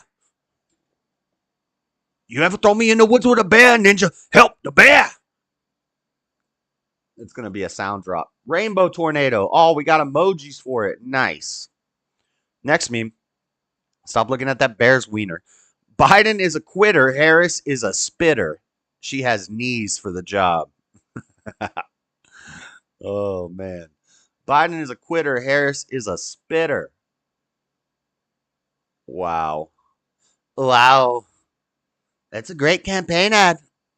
I don't know if I would use it, but it's a very good campaign.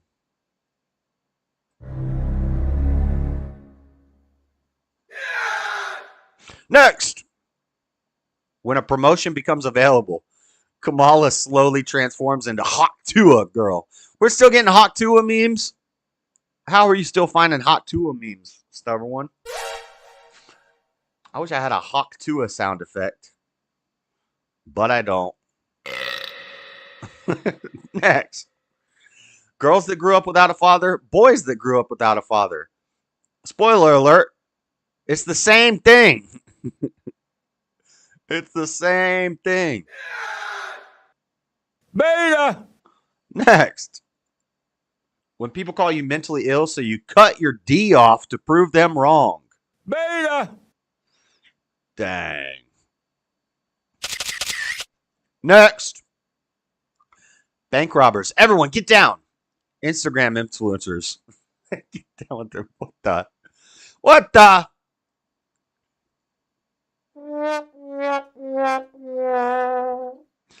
Get down on the floor, Get low, get low. Next. Some things you just can't explain.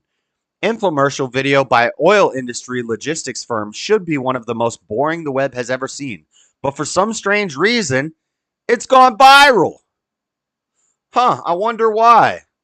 I wonder why. Boing. Why is this video going viral? I don't know why I got so many views on my recent video. Maybe it's because your boobs are huge. I mean, I want to squeeze them. I mean, doing a liar bit. Okay. Don't be decepted, guy. Don't be deceived, gentlemen. Next. It's not good content just because there's large breasts. Look at Big Mike. Got a shirt that says, I come in peace. And then Barack here's got a shirt that says, peace. What the? Wait, what the? Beta.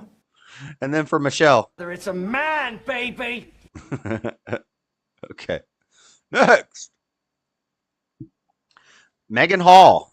Oh, this is the girl that got the train ran on her by the whole police station. Megan Hall is at the Amtrak station in Memphis, Tennessee. I can't believe it. I've landed my dream job working for Amtrak. Ever since I was a little girl, I've loved riding in trains. Now I get to ride from city to city and get paid for it. And everyone was so super nice to me on my first day. Wow.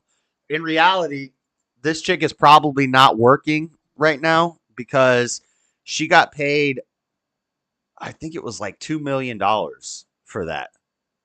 Did you know that? Did you see the update? She didn't get in trouble. She got fired, but the police station caught more backlash. She sued the police station, and they settled for, it was either $200,000 or $2 million. She got paid. So not only was she married and having trains ran on her by the entire police force of big black guys, she also got paid at least $200,000 for it. So isn't that nice? Welcome to I Wanna Be in America. I wanna be in America. Wait till I get my money right. Da da da da da. Next. When you see someone using your signature move, there's Trump saying, "That's my move. I taught her that one. Grab her by the pussy. That's what I said." And she did it. She did it, and she was successful. She won the match. Oh, wait, no, it's this hand. Here we go. Damn, that's the monkey grip. That's that damn monkey claw. What the? Next. Kamala says, "I never kissed any parrots to get here." I never kissed any parrots to get here. But maybe a cockatoo. Maybe a cockatoo. Dang.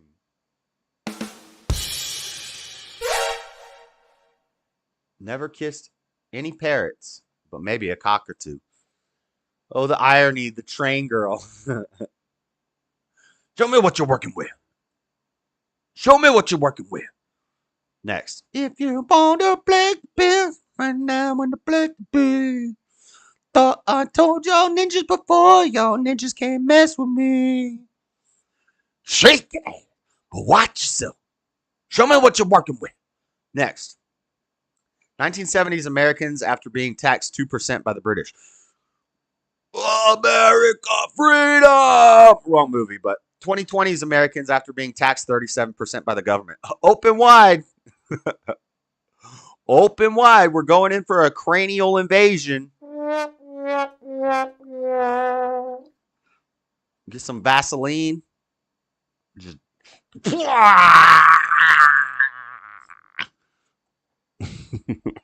Next. Women in their DMs looking at all their options. Women in their DMs looking at all their options. Yeah, it's just a smorgasbord of penis. This is why women aren't allowed on the internet. This is why women aren't allowed on the internet. Unless they're watching my show. In which case, okay. You can hang out, ladies, but overall, no. Next. Under communism, I'd be starving too much to have tits this big. This compelling argument from the Communist Party responds. The compelling argument made us realize that our ways are unjust. We will be disbanding the Communist Party for good. That's true. That is true. Next. Men, life goals, vagina. What? He fell into the pit. Oh, no. Next. Volkswagen Italy. Please never change your Instagram handle. Their Instagram handle is Volkswagen Italia. But then we got Norm saying, I'll take Volkswagen Genitalia for 200. I'll take Volkswagen Genitalia. Volkswagen Genitalia for 200. Yep. It's a man, baby. Nice. Shout out, Norm. Next. I want to feel you inside. Psst. Hold on. Where's my whisper sound effect?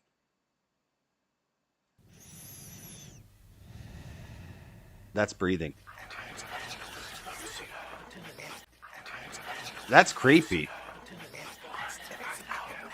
There's supposed to be one that goes psst, psst. Oh, here. It's right here. That better not loop. Okay, cool. Okay, she's going to whisper in his ear. I want to feel you inside of me. Sticks his finger in her nostril. You got a booger, girl. Next. I'm too hot to get a date. Intimidated men worry that I'll turn them down. Now, I'll be honest. She is kind of a cute, thicky, thick girl. If you like them thicky, thick. She is kind of a cute, thicky, thick girl. She got that pretty face. There's a thin woman hiding in there somewhere.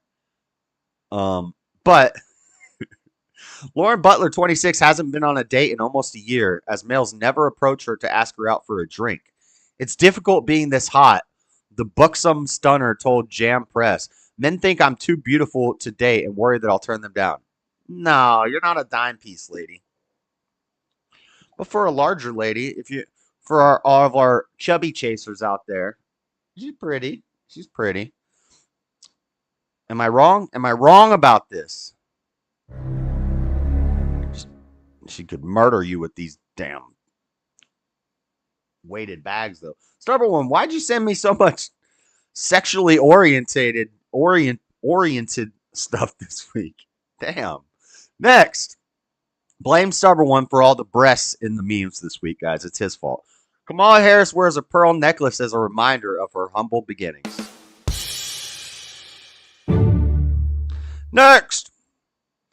Tampon Tim looks like the brain-damaged love child of Joe Biden and Bernie Sanders. Dang, that's true. He does. He does. Huh. Beta! Anyway, next. Honey, please wake up our son. Your money is fake. Your food is fake. They're destroying your savings, and the pedophiles that run the government see you as tax cattle. Sounds about right. Son's awake now. Your son is woke up. Next. In America, we call apartment a flat. In British, in America, we call it an apartment. In England, they call it a flat. In America, we call it $1. In England, we call it a quid. In America, we call it sausage. In England, we call them bangers. In America, we call it an opinion. In England, we call it a felony. Next. I will fix things if you vote me into office, says the woman currently in the office. Yeah, you're already in office, Kamal. Why don't you fix things now? Thank you, Babylon B. Next. Former President Donald Trump's vow to stop... Okay, so CBS posts, former President Donald Trump's vow to stop taxing tips would cost the federal government up to $250 billion over 10 years, according to a nonpartisan watchdog group. So they're condemning him for saying he wants to not tax the tips. Then later from CBS News, Vice President Kamala Harris is rolling out a new policy position saying she'll fight to end taxes on tips for services and hospitality workers. It almost sounds like it's the same thing, but you reported on it slightly different. What's that mean? Deception. Next. Sharing memes in the UK. It's like selling dope. It's like selling drugs. Only can be done. Illegal things are only done in the back alleys. Keep it on the back alleys, England. Next. She told me I needed to make her feel special, so I gave her a helmet and a box of crowns. Dang! That is savage. It's a man, baby. That's savage. Next. 1920s bank robber sneaking into the safe. Bum bum bum bum bum bum bum bum bum bum bum bum bum bum bum bum bum. Beta. Next. Again, me after telling a home intruder to put their mouth on the curb. Oh no.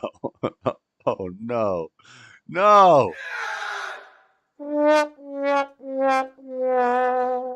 Boom. Boom. Boom. Next.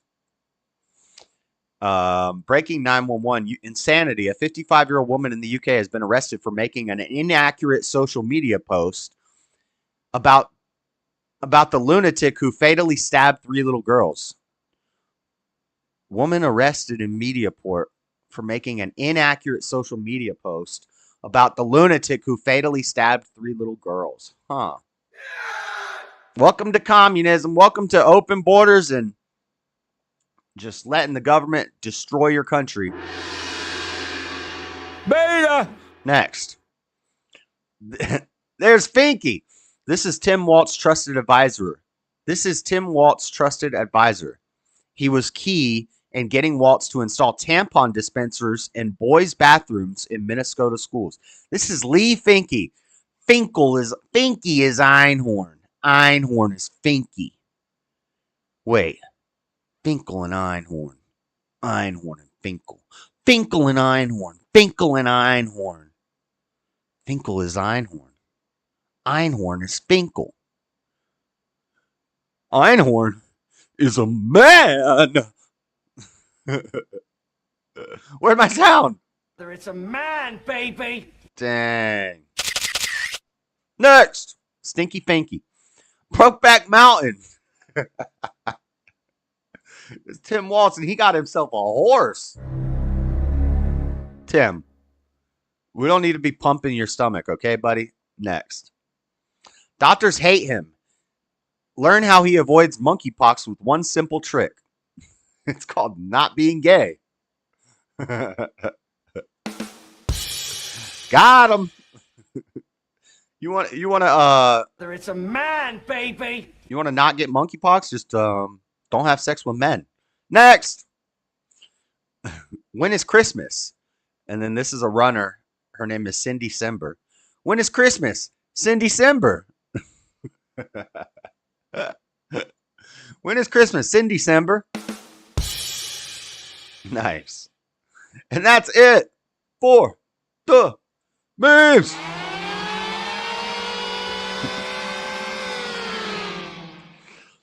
That's why Stubborn One has 12 kids. Cockatoo. When is Christmas? Cindy December. That is funny. That's a funny one. Okay. We don't have a lot of reels this week.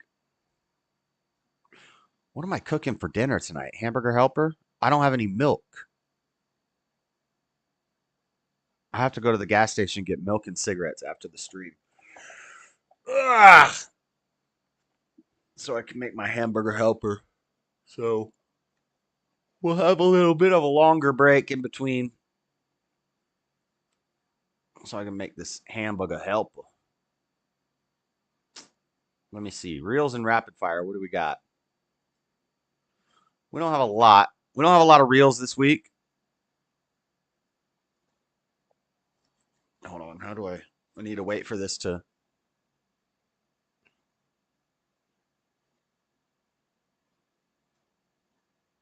Okay.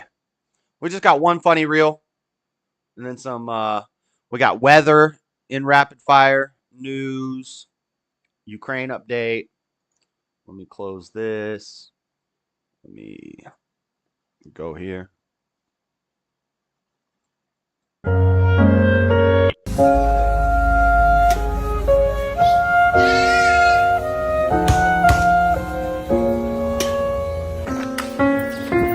Oh! Oh! Wait. When I first watched this, I'm like, what is he doing? Well, you figure it out real quick.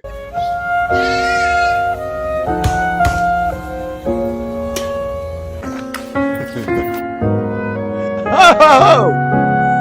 Oh, no. That's not nice. That's not nice at all. That's the only reel I have this week. Let's burn through this rapid fire news. We got crazy weather all over the world. Are they going to give me an ad here? I bet you they do. This is the oh my god. Tour. Having Hawaii be the last stop. And I can't mute it. Oh wait, yeah, I can. Okay, cool.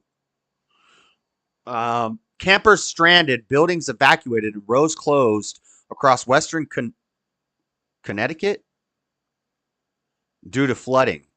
So we have crazy weather. We're going to start with some crazy weather across the country. We got another hurricane watch coming in.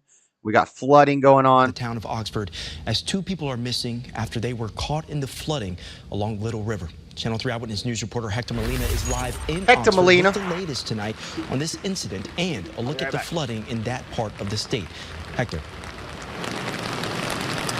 Yeah, Brian, I mean, definitely not often that you hear flooding leads to 2 people going missing. Now, Oxford's Fire Chief Scott Pelletier says one person was in a car and the other was clinging to a sign when they were taken by the high water levels here on Little River. We're actually standing right in front of that river that's actually on the other side of the guardrails here, and you can see those river levels are still flowing very high here tonight just after 11 o'clock, and that's really been the case throughout the day where we saw significant flooding along Riggs Street and Oxford Road.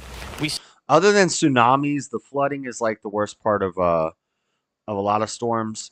Then a lot of deaths will happen after the storm. We've talked about that before, chainsaw accidents and generator accidents, but flooding is bad. Saw several cars still drive through the floods while So it's not that you can't swim, it's that you can't swim while you're getting dragged down the road in a current where the street becomes a river. And then you're just getting dragged down the road. You're getting stabbed by branches and stuff. Others turned around looking for an alternate route. We also saw significant storm damage in Monroe, where floodwaters decimated part of Route 34. You'd be surprised how many people get trapped in their cars in a flood like this, and they die because by the time they're able to open the door. Like, they can't open the door when there's rushing waters and it's up past the door. Once it gets in past the window, you open your window and you let the water fill in. And once the water is level with the window, then you can open your door. The problem is by that point, the water is deep and it's rushing so much. If you get out of the car, you're just going to get carried away and you're just going to get rolled around through rocks and trees and stuff. But there's one 911 call. I think we listened to it on a stream a long time ago where the lady's on the phone with 911 and you hear her drowning. And the 911 operator is just being a biatch. Like, where are you? We can't find you. Oh, man, flash your lights, honk your horn. And this lady's freaking out. You can tell she's scared to death. And she actually dies, like, on the phone with the 911 operator. It's crazy. Near the Stevenson Dam. We spoke with a man who lives in the surrounding neighborhood who sent us these pictures and videos shortly after the road was damaged. Kind of just amazed, you know, like just to see what Mother Nature really can do. It's impressive but terrifying at the same time. Yeah. And thankfully nobody got hurt. You don't know that. 2 people got carried away. They don't even know where they are. They're still missing. Meanwhile, we got Hurricane Ernesto threatening the East Coast beaches. From ABC News, Ernesto becomes hurricane again, dangerous conditions for East Coast beaches. Ernesto was upgraded to a Category 1 hurricane on Sunday night with the National Hurricane Center warning of dangerous conditions for East Coast beaches.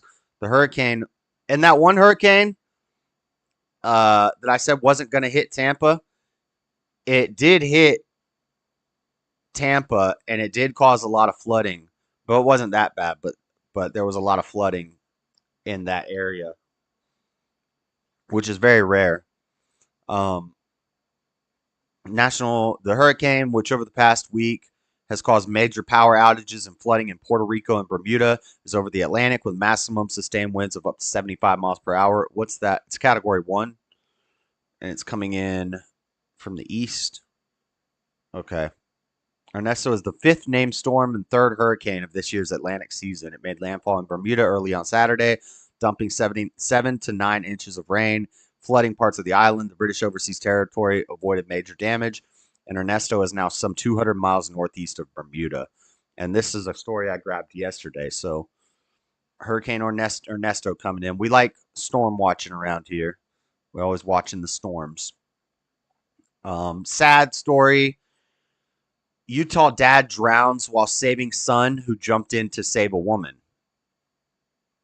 So the woman is drowning. The son jumps in to save the woman. The dad jumps in to save the son.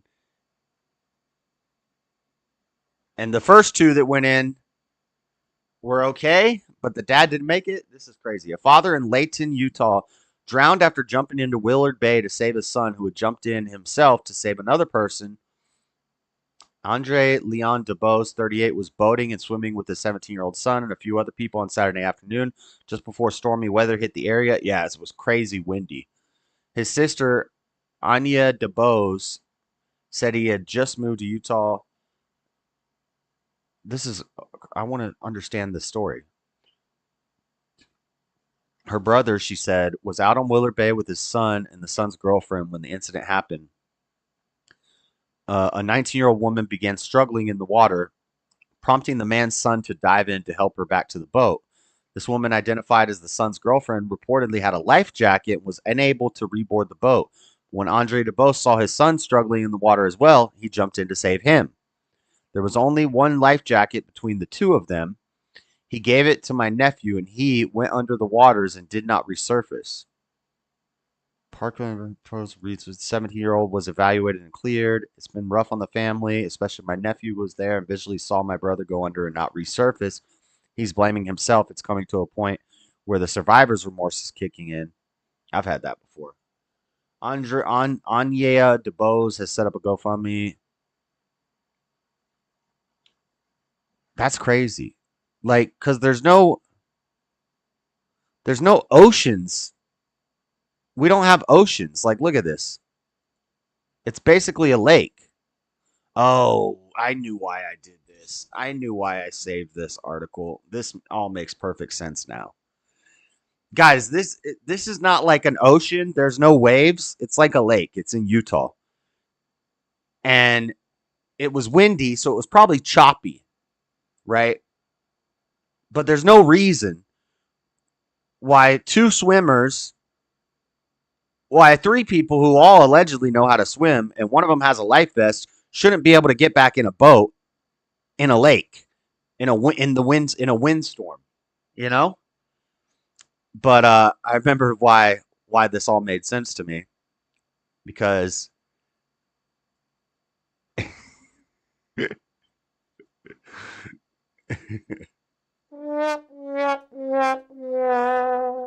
okay, that's not nice.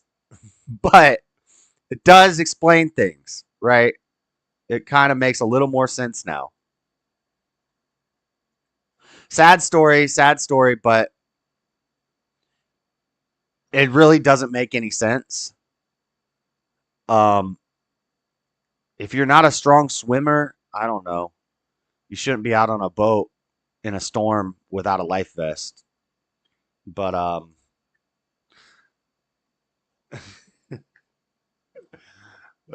no. Well, Utah lost life jacket between the two of them. Utah lost one of our only African American residents.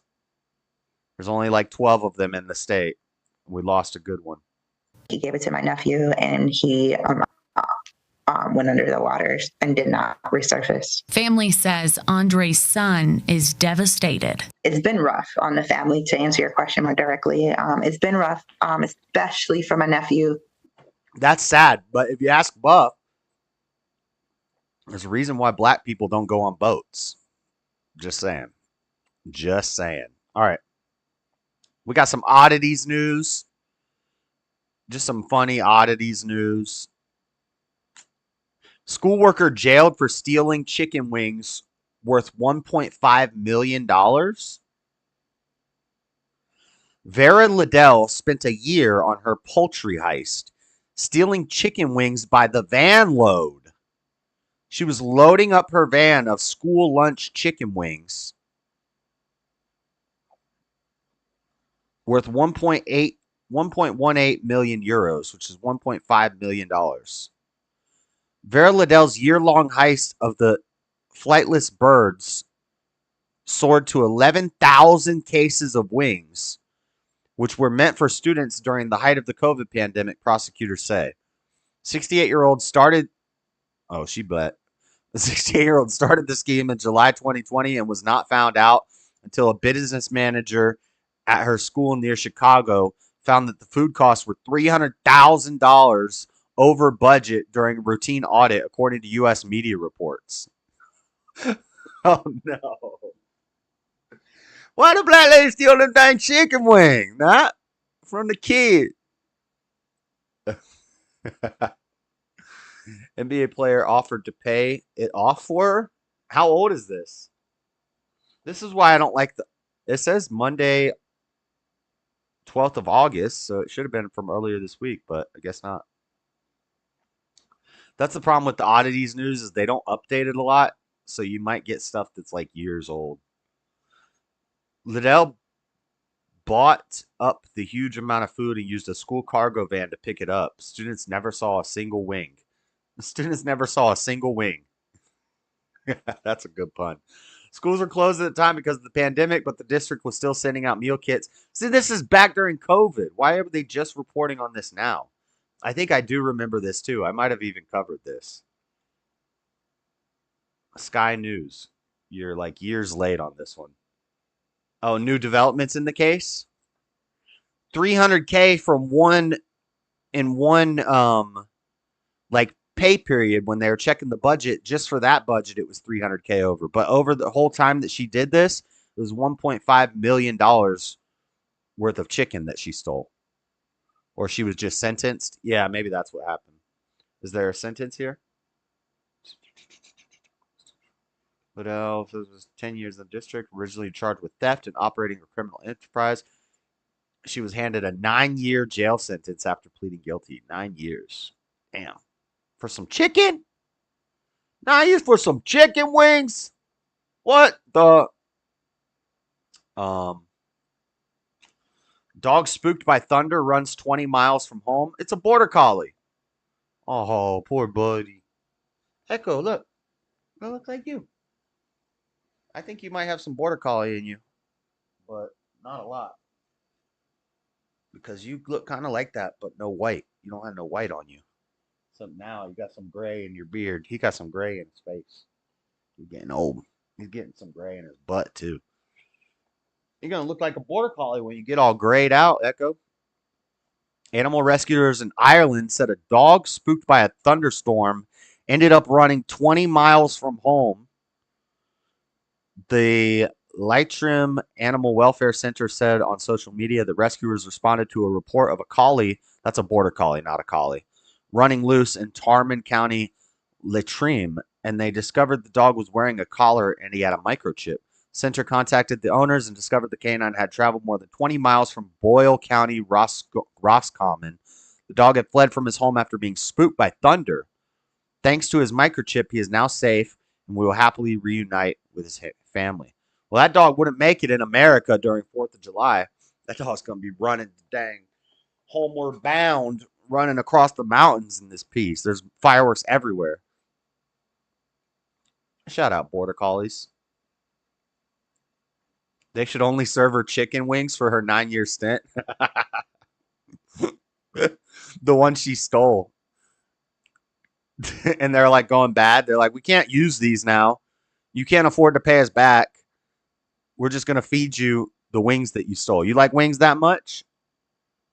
Patricia, or whatever her name was. Well, you're going to get wings for 9 years. So that's cool. That dog made it home. Here's from Fox. Charity accidentally distributes drug-laced candy to around 400 people. Funny tasting. This is from August 15th, but I feel like I did this story too. But this is from August 15th. Let's just watch the video. The moment she transitioned. Oh my God.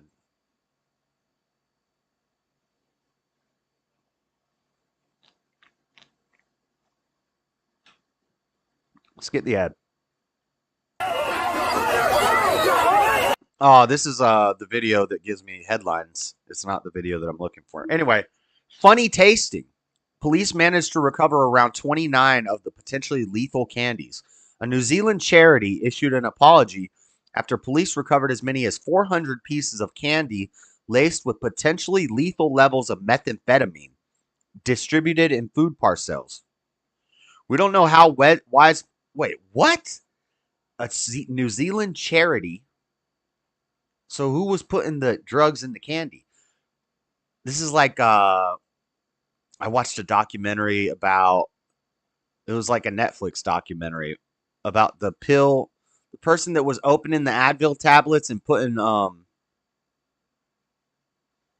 what were they putting? They were putting like cyanide pills in like aspirin bottles.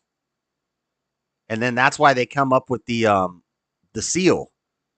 The seal that they put on the bottles now is because a guy was going around putting like cyanide pills or poison pills into the aspirin tablets in random pharmacies all over the country.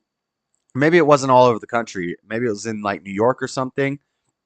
And people started dropping dead. There was a documentary on it. It's pretty good. Or like a mini series on Netflix. It was a pretty good show.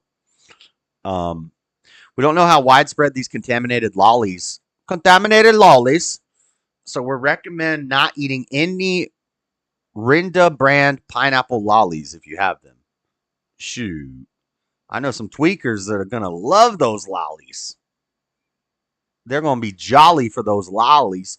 The New Zealand Drug Foundation wrote in a statement on its website, if you or someone you know has eaten one and feels unwell, call 111 immediately. You're going to be all right. You're going to be all right. You're just going to be awake for like 48 hours. Don't look at any mirrors because you're going to get stuck there if you do. Don't pick at yourself. Don't pick at things. Just find something to do to keep you busy and do it. Whatever you need to get done, start doing that and you'll do it for 48 hours. If you start doing something menial or unimportant, you're going to be stuck doing that for 48 hours. So don't start messing with something or you'll just be sitting there doing it. Just find something you need to get done, start doing it, and you'll have it done in 2 days. And then you'll sleep for a day. You'll be all right. Auckland City Mission contacted authorities after one person who received the candy said it was funny tasting. At least 3 people, including a child, needed medical... Ooh, children shouldn't be eating meth, but they give them Ritalin all the time, so... needed medical attention after eating the candy, though none went to the hospital as of Wednesday. Symptoms of consuming the candy may include chest pain, heart palpitations, seizures, hypothermia, delirium, or loss of consciousness. From meth? The candy may have an acrid and revolting taste. Yeah, that's right. They got that right. Oh, and here's a picture of the candy.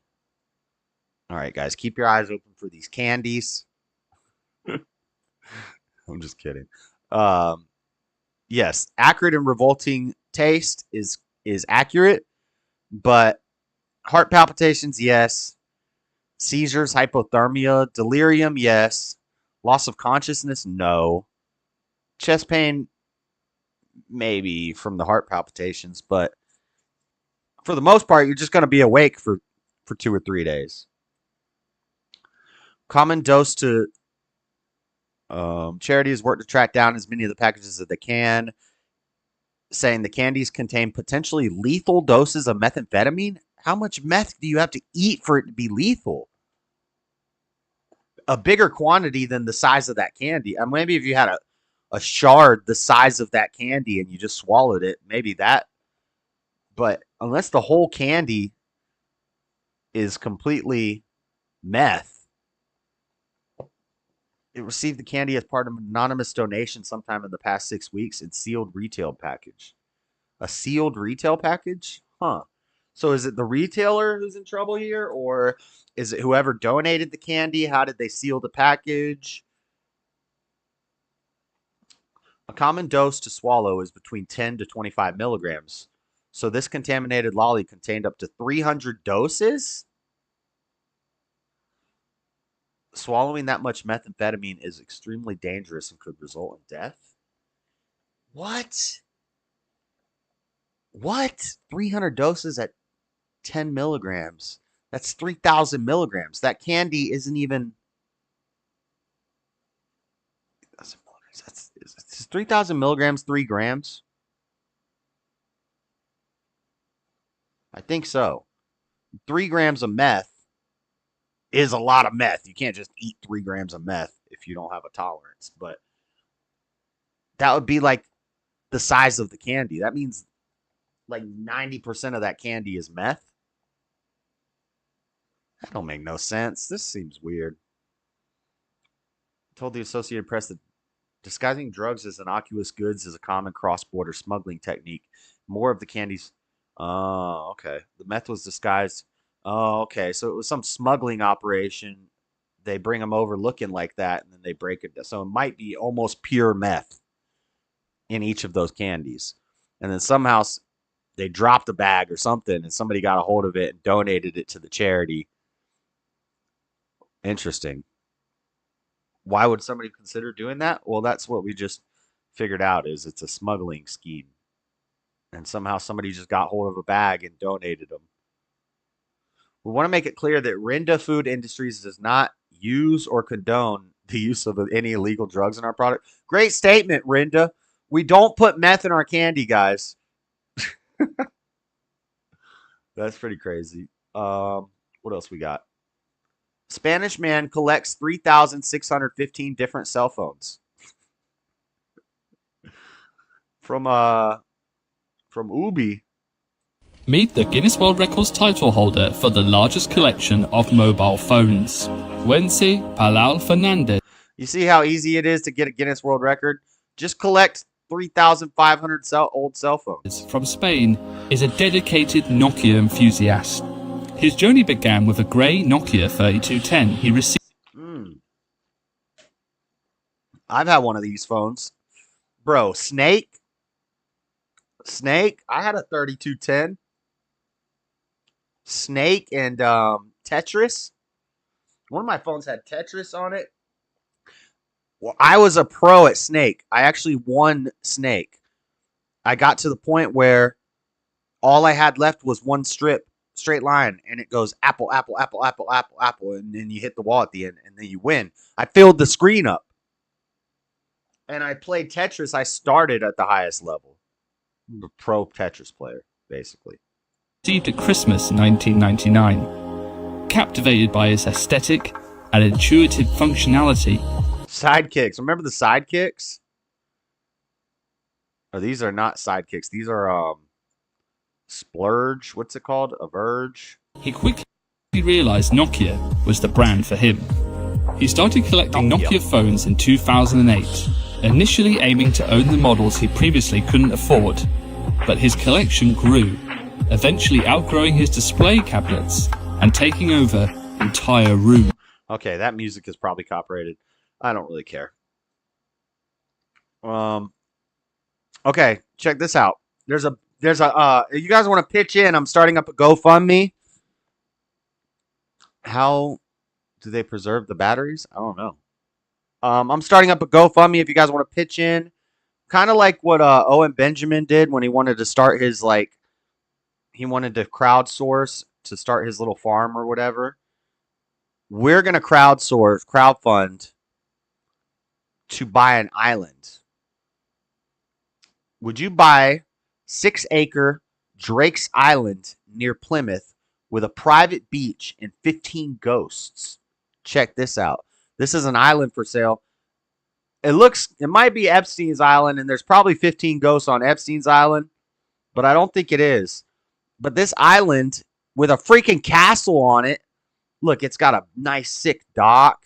It's got a beach. It's got a little jungle area. This would be so sick to own this island. Bro, that's the goal right there, to own this island. You got beach property, clear blue water. You can go snorkeling, jet skiing. You got a little jungle area. You got a trail all through the woods and around the island. And then you have basically a full castle.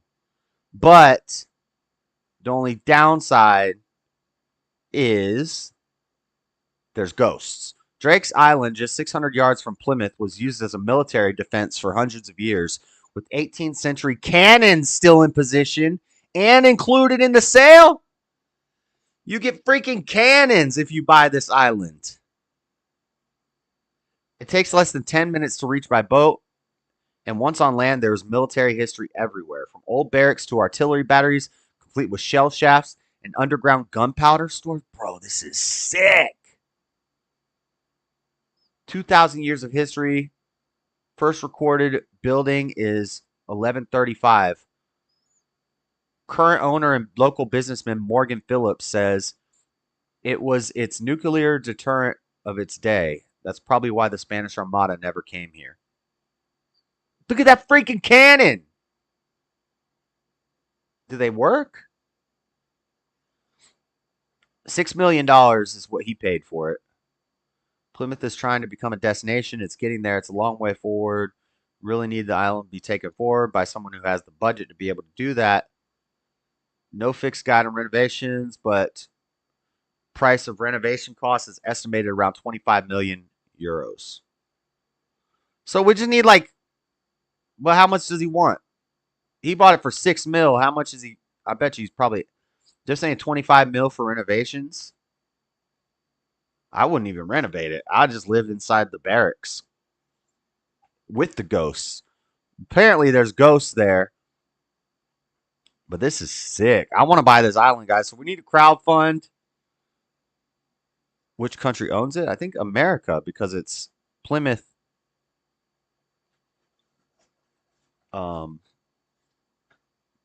It is from Sky News, but he said off the coast of Plymouth. Plymouth is trying to become a destination. Isn't Plymouth in like they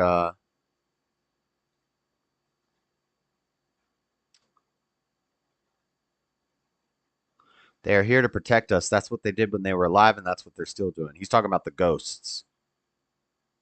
There's ghosts on this island. So you get ghosts, you get cannons, you get an island, not Epstein's island, and we only need like $30 million. So let's start a GoFundMe, and that's where we're going to build the cult. That's where we're going to build the uprising, the rebellion, the cult on this island. Who's down? Who's down? Who's coming with me? All right. Last but not least, Ukraine updates. Ukraine aims to create Kursk buffer zone.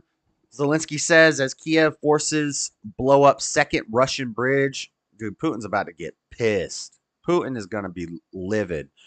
CNN. Probably get an ad, and then we'll watch the... Hold it.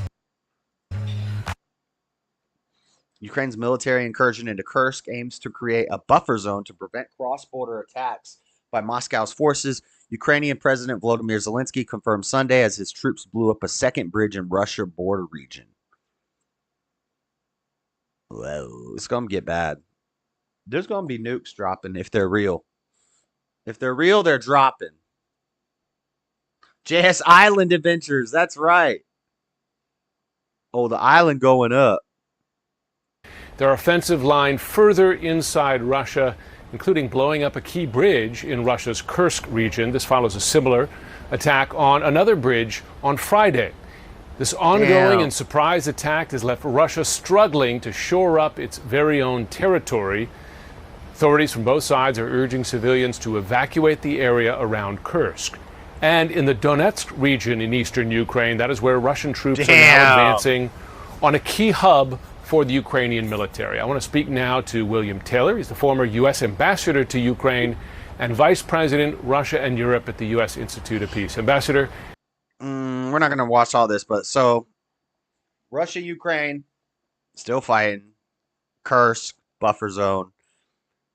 Russian bridges falling down, falling down, falling down. Russian bridges falling down. They're about to drop a nuke. But that's it for all the news. News is over. All right. For about an hour, half an hour, let's open up this faith healer stuff. Let's take a look at this.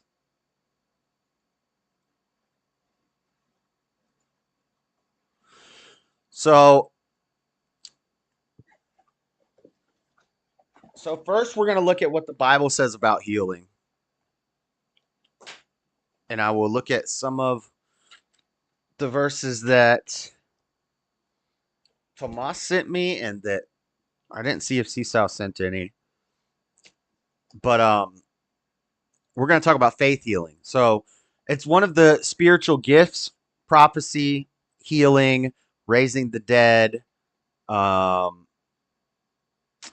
speaking in tongues, exorcisms. And there are people called cessationalists who believe that all of these spiritual gifts ceased after Jesus died. Some people believe that we still can have the spiritual gifts. I don't really know 100% where I stand on this, because I personally have experienced like prophetic dreams that have come true. I do believe people are demon possessed, and I do believe you can have that cast out of you. I have never seen a legit example of speaking in tongues that I believed was a legit example of speaking in tongues. I think what they're doing at like Presbyterian churches and stuff like that, when they're going, I think that's fake. I think that's for show. But maybe I think speaking in tongues is actually being able to speak to people of any language so that they understand you. And I've never seen I kind of have seen it demonstrated. There's certain people that people from all over the world are drawn to them, whether they can understand their language or not. They still know what they're saying. It's like, and I think that's real speaking in tongues. But healing is what we're going to talk about today. We talked about prophecy before. We've talked about exorcisms before. Today we're going to talk about healing, because I watched a bunch of these things about faith healers.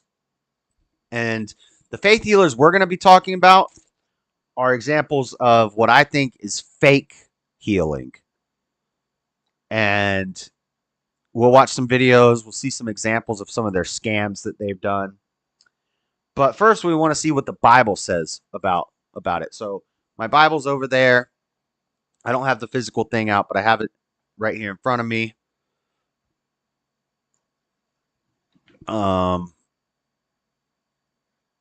There's a list of verses here: physical, emotional, and spiritual healing. See, let me go here. So here's just some verses that I'll run off for you. By his stripes we are healed. Jeremiah 17:14, heal me, O Lord, and I shall be heal me, O Lord. And these are all from ESV. It'll have to do. Heal me, O Lord, and I shall be healed. Save me, and I shall be saved. For you are my praise. 1 Peter 2:24, he himself bore our sins in his body on the tree, that we might die to sin and live to righteousness. By his wounds you have been healed. Isaiah 41:10, fear not, for I am with you. Be not dismayed, for I am your God. I will strengthen you. I will help you. I will uphold you with my righteous right hand. Isaiah 53:5, but he was pierced for our transgressions. He was crushed for our iniquities. Upon him was this chastisement that brought us peace, and with his wounds we are healed. So see, this is all talking about like metaphorical healing, like our soul is being healed. But other than Jesus, are there examples of other people doing healings? Tommy, don't worry about it. Mind your own business. But he was pierced for our transgressions. Is there examples of other people? I know there's examples of Jesus healing blind people, healing lepers, raising people from the dead. Are there examples of, do we have examples of other people in the Bible, in the New Testament, who did healings? So let me pull up this one Matthew sent. Let me keep reading. There's so many of them. There's so many of them. James 5. Seasal sent me this one. James 5:14 through 16. Let me look this up.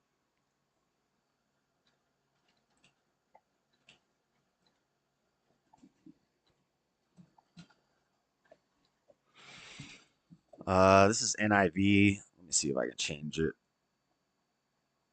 Let's see. We could do ESV, or we could do King James.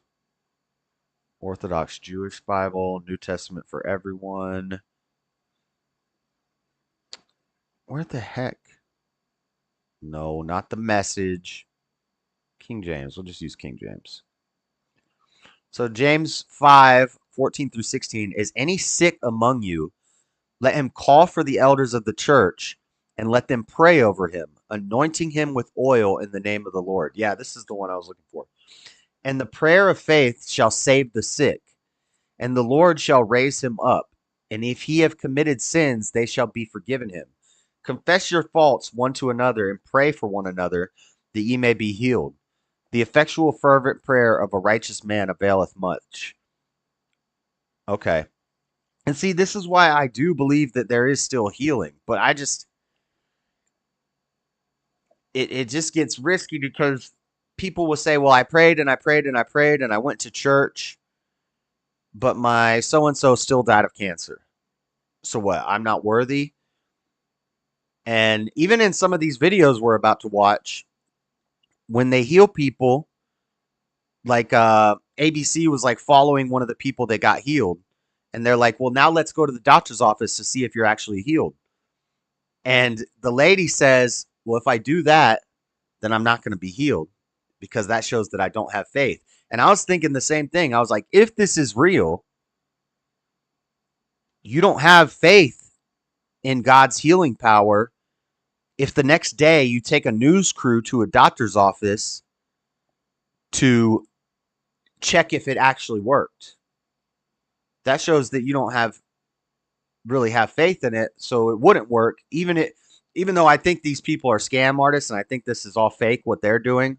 What we're about to talk about, Benny Hinn, Todd White, Billy Burke. I think these guys are all scam artists with this healing stuff. But if it were real, it would kind of undermine it if you... My father died for your sins, bro. Tommy, you're an idiot. Go have another beer.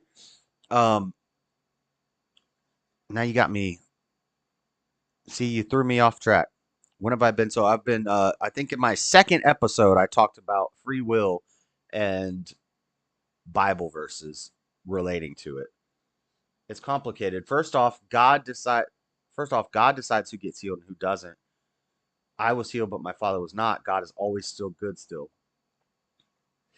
Yeah, but what do you think about like these faith healer guys? 2 Kings 20:1 through 7. Hosea 6:1. Come, let us return to the Lord. He has torn us to pieces, but he will heal us. He has injured us, but he will bind up our wounds. 1 Peter 2:24. By his wounds you have been healed. Malachi 4:2. The Son of Righteousness will dispel gloom, oppression, and injustice. That's not really relevant. Psalms 107:19-21. Then they cried out to the Lord in their trouble, and he saved them from their distress. He sent out his word and healed them. He rescued them from the grave. See, so I see why there's a draw towards this. People want to be healed by God. And these guys who do this stuff make a lot of money. Jeremiah 30:17.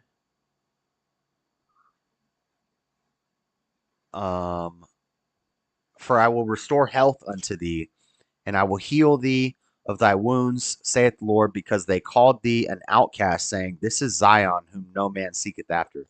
Matthew 10:1, Jesus called his 12 disciples to them and gave them authority to drive out impure spirits and to heal every disease and sickness. Called his 12 disciples to him and gave them authority. And this is where you get the idea of cessation, that after the disciples all died, did the healing power and the exorcisms die out with the disciples? But then if you believe like Orthodox and Catholic, they believe in apostolic succession, which means those 12 disciples could have gave other disciples the power to do this, which would mean it would continue on. But I don't see the Catholic Church or the Orthodox Church doing big healing things. I see it mostly on the Protestant side. So there's just some biblical things. I do believe God can heal whoever he wants. And if you have faith in God, he can do miracles. There are medical miracles. They happen all the time. But just because it doesn't happen doesn't mean God doesn't care about you or God wasn't there for you. It's just that wasn't the plan. That wasn't in God's plan for you. But then if a miracle happens, that was part of God's plan. It doesn't mean you're a better person or they're a worse person or they're a better person or whoever.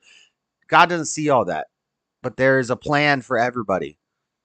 It's all been written. So, you know, sometimes maybe he'll heal somebody and it'll be a medical miracle just to use them. You know, use them to share their testimony and tell that story to reach people.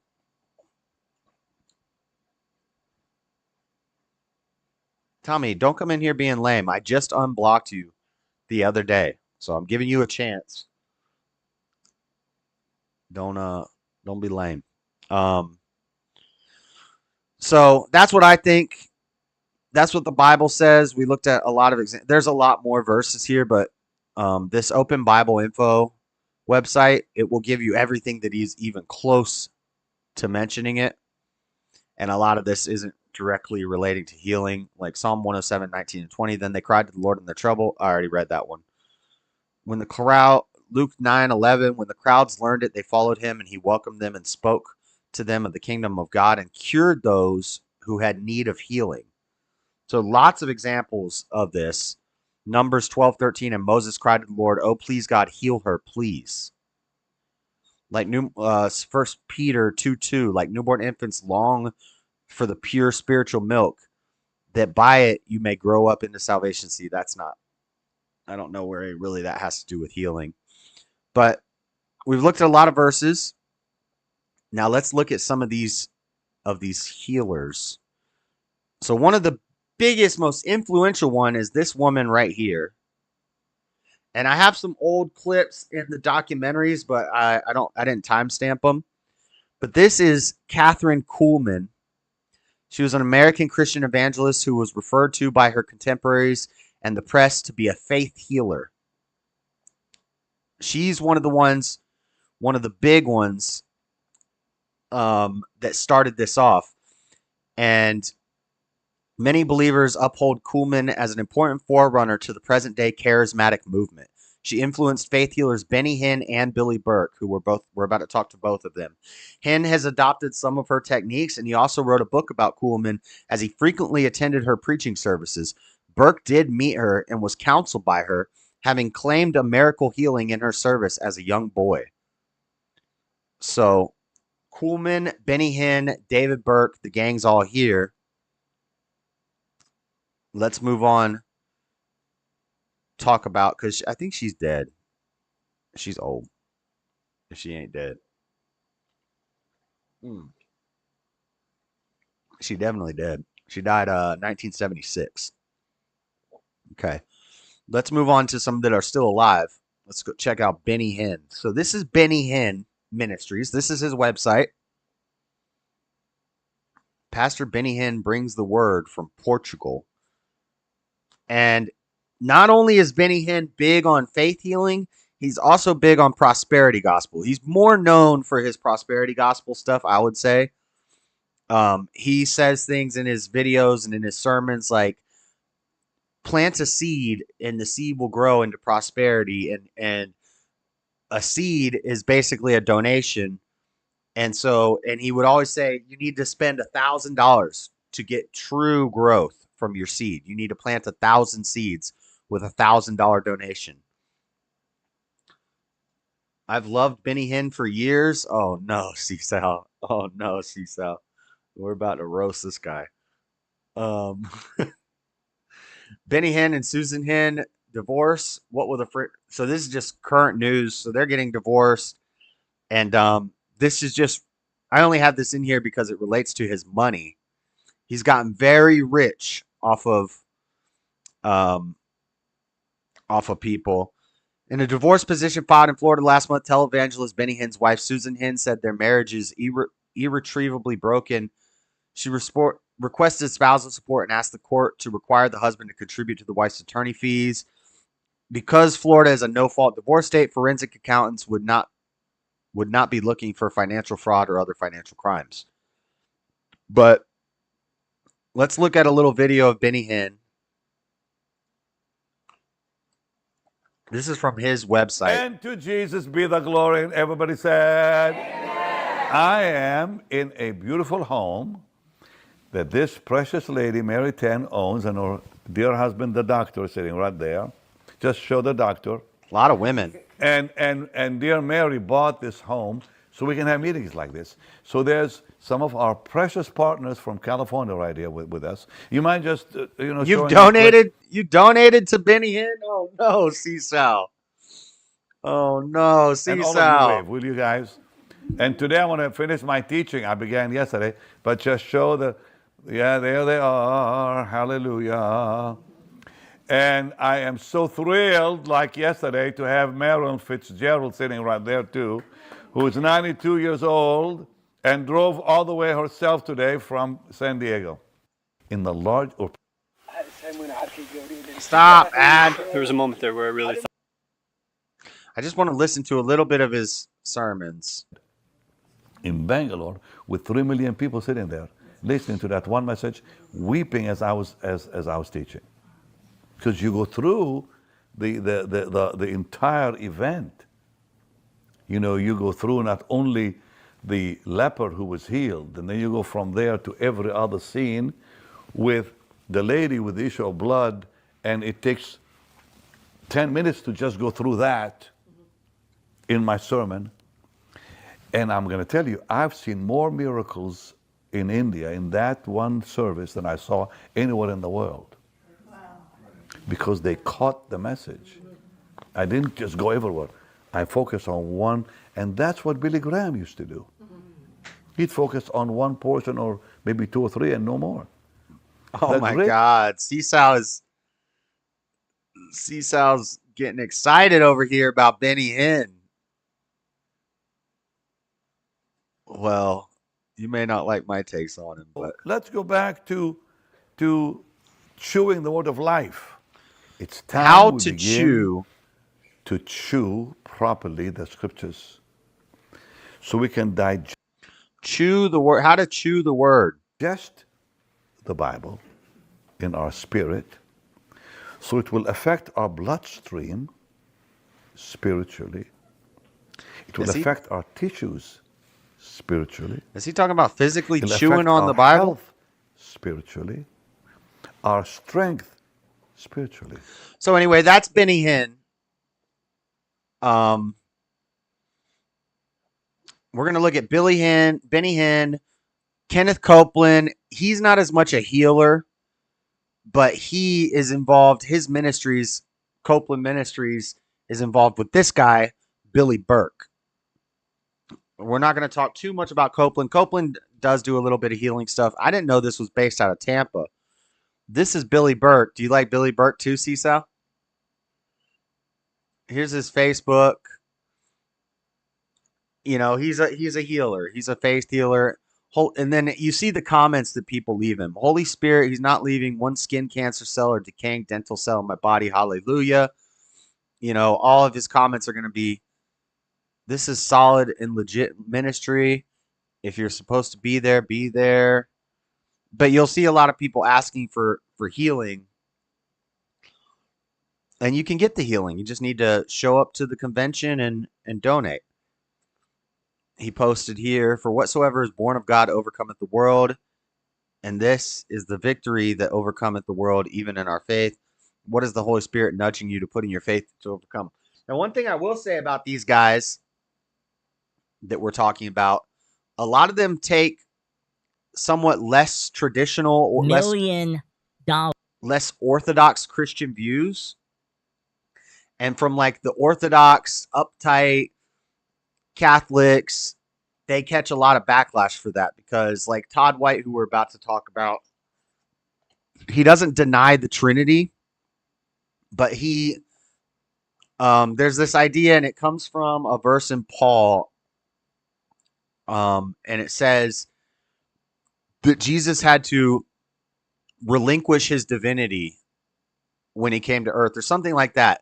so there's this doctrine, and I think this is a modalist doctrine.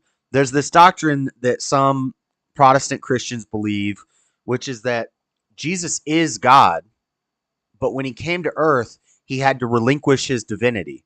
And this comes from like one verse out of Paul, out of one of Paul's books, like Acts. I think it's in Acts. But if you start to believe this doctrine, the Orthodox and the Catholic will call you a heretic. A lot of the things these guys say, I'm kind of like, yeah, I don't have a problem with that. I could see how that makes sense. You're a heretic. You're a heretic. You're a heretic. So a lot of these hit piece websites on YouTube are just hit pieces, and they're really trying to destroy these people. So I take it all with a grain of salt. But when you see the fake healings and stuff, especially this guy, Todd White, he's got some sick dreadlocks. He's got dreadlocks like me. And he was a former drug addict who became a minister. So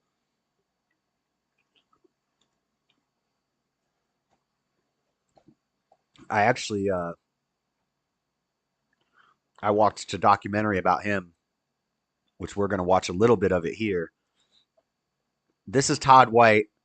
He's also a faith healer, but the stuff he does is old school scams. Look at him when he's young and he's just first started his dreadlocks.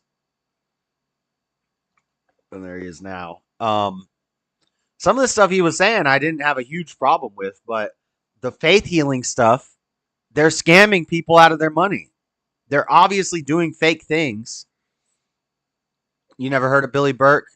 Kenneth Copeland is evil for sure. Yeah, Billy Burke is under Kenneth Cole's ministry, or Kenneth Copeland's ministry, and Billy Burke and Benny Hinn both worked with that first lady, that Catherine lady that I was talking about.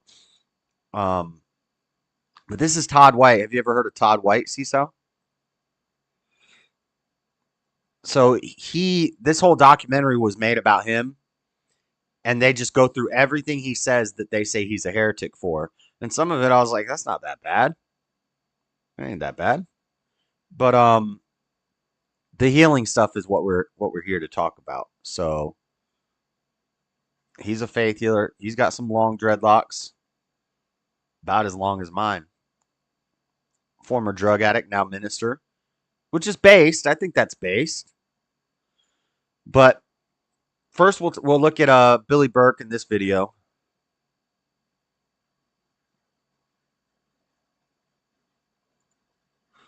This is not Billy Burke. Where is he? Oh, yeah, he'll come on the stage in a second. In the name of Jesus, let them have complete authority over the fish of the sea, fowl of the air, over the cattle, over all the earth. Now, take note of the word earth there. I'm going to come back to it in just a moment.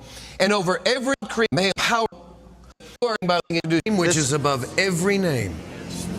And above this unpronounceable, idiotic name that Satan has tried to place upon her, she's been redeemed from the curse of the law.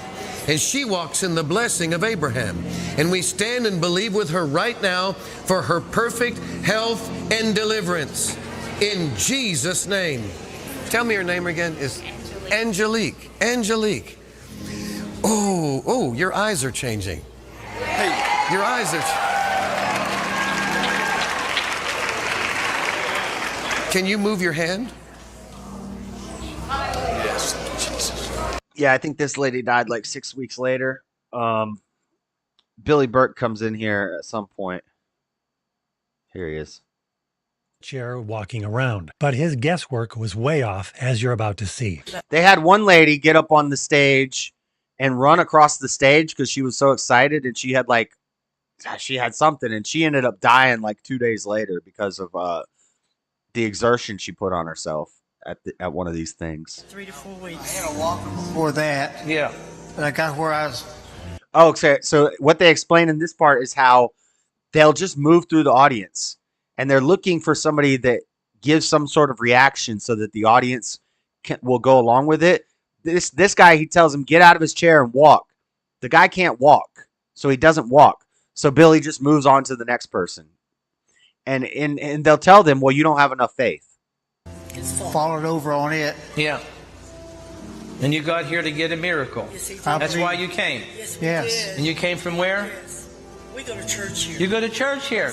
We finally found some people to go to church right here. Yes, I'm one of the prayer leaders here. One of Pastor Terry's prayer leaders. I love this place. Oh. One of our pastors. I know. Aren't they the best? Yes. So this couple already goes to Kenneth Copeland's Eagle Mountain Church. Why haven't they already received their healing? Why didn't Kenneth Copeland himself help them with that? I mean, doesn't he already have a reputation for helping people in wheelchairs? Here, the day will come, you'll walk out of it. Jesus. In the name of Jesus. Thank you, Lord. Thank you, Lord. Thank you, Lord. Oh, yeah, that's right. Well, that explains why they probably didn't want to have Kenneth Copeland's help. Thank you. He just pushed him out of his wheelchair. He just knocked him back out of his wheelchair. Look at everybody's faces. They're like, whoa, Kenneth, this guy's on the ground flopping around now. What's your name again, sir? James. James. Are you hurting right now, James? Got a little sore right here in my lower back. Come on, let me help you up. Come on, let's go. Let's go. Come on, James. It ain't happening. It ain't happening. James? Come on, James. Now you can.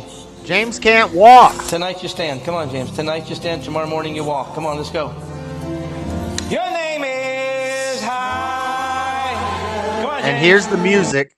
And this ties in also with the Bethel and Hill song and the feminization of the church. The music, the tonal ambiance that they play while they play.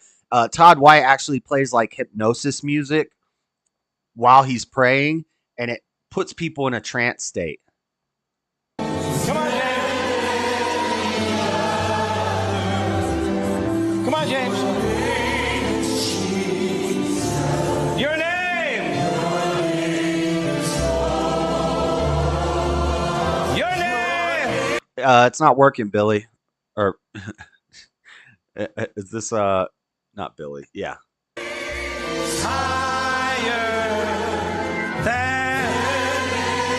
The documentary on Todd White and this guy, they also go into prophecies, false prophecies, and things like that they've made. These guys make a lot. Benny Hinn made a lot of false prophecies. Benny Hinn came out and apologized, and he said, "I'm no longer going to ask for $1,000 when I do my offering," because he used to always say, you know, if you really want, look, there's a person laying on the floor this whole time, by the way. If you want to really be blessed, you need to give $1,000 if you really want the seed to grow. Otherwise, you know, God might overlook you. And Benny Hinn came out and apologized for that, but he really didn't stop doing the prosperity gospel. He just stopped saying $1,000 gets you more prosperity. Your name. Come on, say, but I call you. Look at me, James. Look at me. Your desire is growing. It's good. Yes. Your desire is growing. I believe. And your faith is growing. Okay? Yes. But right now, you don't have enough. Again tomorrow morning, okay? Okay. You be thinking about it all night tonight. Okay. Standing on that promise, okay? Yes. Give James a big God bless you. Come on. That's pats him on the head. On to the next one. You don't have enough desire. You don't have enough faith. Come back tomorrow morning, and maybe we'll get it done then. You just don't have enough faith. This one's pretty crazy too. So this kid is deaf, and well, he's not totally deaf. He can hear, but he can't hear well. And so they like turn up the volume, and he starts yelling into the microphone, and the kid's like, I can hear you. I can hear you now. Yeah, because you're on a stage and there's speakers pointed at you. And then when they cut the music down, Billy asks him something, and he's like, huh? It's pretty wild. Without that. Yeah. Would that be great? Yes. So how about if we got rid of that, you can hear great, and then the ears grow back. Okay. Is that a good deal? And here's what the young man. Benny Hinn did one where they said, we're going to pray to regrow toes. Or it was one of these guys. They said, we're going to pray to regrow this woman's toes. Then a couple weeks later, they said her toes regrew. And everybody's like, well, can we see a picture? Can we see some sort of proof? All of these accounts, a lot of these accounts have been looked into, and none of these people are ever really healed. Maybe if you're saying they can be spiritually healed, maybe, but these guys are not actually healing these people. And looks like after the miracle. What? Tell him what you just told. What you just said. Tell him I've been waiting for so long to be able to hear on my own without the hearing aid. Although this took place at Kenneth Copeland's church and it was originally in a very long video, Billy Burke took this 10-minute section and made it his own video, and he used a very misleading title, implying that he had no ability to hear whatsoever. He had no ears, but now he could hear, which is a wild exaggeration. Now, who are you? I'm his aunt and his pastor. You're the pastor? Well, tell me where you pastor. Cornerstone Word of Faith. Cornerstone Word of Faith. In Iowa Park, Texas. In where? Iowa Park, Texas. Give her a big God bless you. Come on. And that's your grandson. My great nephew. Your great nephew. Yes, but my husband and I pastor the church. We've been encouraging him, teaching on miracles, and we're partners of this church and Kenneth Copeland Ministries, and we tithe here. Wonderful. So we've been expecting these miracles here. So this is at Kenneth Copeland's Eagle Mountain Church. Kenneth Copeland is also a alleged faith healer that kind of just touches people and they start spazzing out and fall on the ground. When you plant that seed, people, I'm telling you, we're having it. It creates an expectancy like nothing else. Yeah. Yes, so I said, Hayden. Well, look when they turn up the music. You put your hands up in the air. You want to take this off? What do you want to do? I like to pray. You have to what? I like to pray. You want him to pray? Yes. Okay. Okay. I think it's cool the way he flips his hair up in front of the headband. He looks like a Quail Man.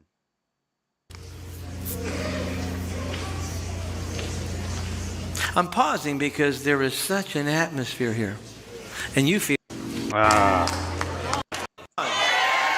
Wait till they turn the music up and all of a sudden he can hear. Notice how the young man doesn't say, huh? What? No, he can hear him. He just can't hear him very well. He is hard of hearing. He's not deaf. But what Billy Burke really wants is for it to appear like this young man is deaf. And that's what he's about to do. Can you say hello? Yes. Hallelujah? Hayden. Okay, you didn't hear me. That's what I wanted to know. Okay, you didn't. Yeah, he's kind of whispering. He's talking real quiet. Can you say hallelujah? He thought he said, what's your name? But now wait. You didn't hear me. That's what I wanted to know. He touched me. Oh, hey. Everything's getting louder. The music is rising. I'm going to put my hand. I'm going to pump. Billy's voice is he's using hand gestures. Something happened. That part of the Holy Ghost. Hold the power. I break that demon. I break that spirit of deaf and dumb. Oh, he's yelling. Why did you push that young man on the ground? Me home. Come on, sing it. Bring him up. Oh, you hear that? You hear it? There's people on the floor everywhere. There's just bodies laying around everywhere.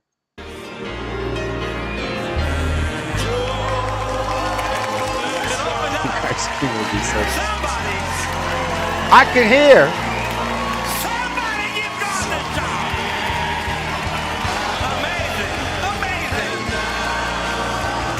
Wow, Billy, it's almost like everything in the room is getting louder. I can hear now.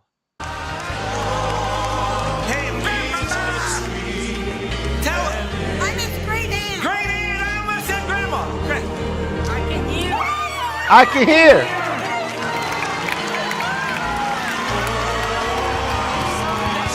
I'm so thankful I can hear now. I'm very thankful.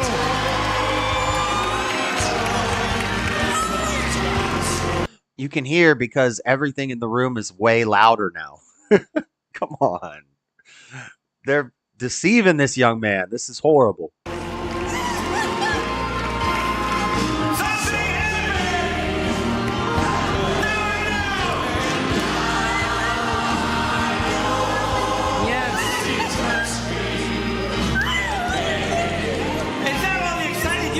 And then so a few seconds later, he comes up to him and he's like, "Huh? What?" They turn the music down and he's like, "What? Huh?" All right, now let's look at this is Todd White's website. Let's look at Todd White.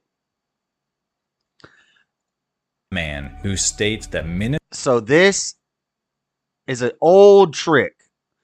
I've seen David Blaine do this trick. I've seen Chris Angel do this trick. This is an old gypsy trick that he's about to show you. ministering to other human beings on the streets about sin is somehow difficult, but has no problem whatsoever calling the holy, sovereign God a child toucher and trafficker. Yeah, Todd White says some weird stuff. Todd White says when you watch that porn, God is watching that porn with you. And wouldn't you rather just have God be your climax? In this cringe section, I'm not going to play it, but Todd White says some wild stuff. $400. As of right now, you can register to be taught the gift of healing by Todd White for $400. It bodes well in all areas of life to double check just who it is that's charging money for this free gift of God. He initially gained his fame as a result of his fake YouTube healing videos, which have largely been exposed as fraudulent. Man, I'm hearing this. You get back pain all the time. Yeah, what he's about to do, Chris Angel Mind Freak would do stuff like this. He's about to stretch these people's legs out on the street. You get a constant. It's a constant. Man, sit. Take your backpack away from your back and sit back the whole way. I'm a Christian who actually believes in healing.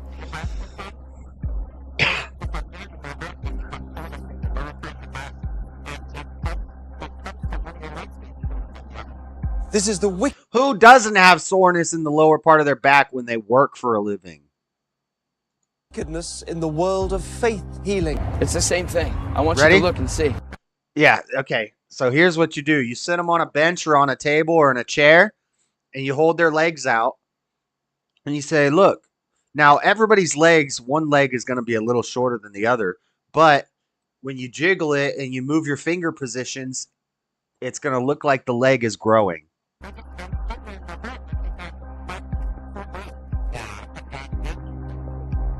You see his leg? One is longer. Look. I'm going to show you how this works with my co-writer, Ian Sharkey, who genuinely has arthritis and back problems. It's at least an inch short, right? Yeah, watch. Daddy, thank you. In Jesus' name. Now, I think they're real dreads, but he shouldn't be allowed to rock the dreads. Left leg, I command you grow. Right now, in Jesus' name. Just the jockeying. I mean, go. It's sad because this Todd White guy reminds me a lot of myself, except for the fake healing stuff that he does and some of the weird sermons that he's had. Because I watched this is an hour-long documentary. We're not going to watch the whole thing, but I watched the whole thing and I was fascinated with it because he says some wild stuff. Get a buddy, grab their heels, and just play with their feet, not in a weird way, and just see what you can do and accomplish through this. It's not that difficult to do. Right leg, grow. Right now. It's the same thing. Look down. See? Okay. You see? Oh yeah, that's a good couple of inches shorter. Can you see, Nathan, this leg here has shrunk a couple of inches. Can you see the difference between, if you look at the heels? So what we're going to do is we're going to heal the arthritis. You see how he kind of points the one leg in? So if you just move the legs a little bit this way, then the one leg's going to be at a slight angle and it's going to be a little shorter. And then you kind of just slowly jiggle it, move their shoes a little bit, move your finger positions a little bit, and it will make it look like one leg is growing. Magicians and gypsies and stuff have been doing this forever. spine. Father, cast out that devil of arthritis, grow this leg. It's grow. I can feel that in my hand. I can feel this starting to grow. So this is just a toggle back and forth, back and forth. Now look at the fingertips of Todd White. His hands are pivoting.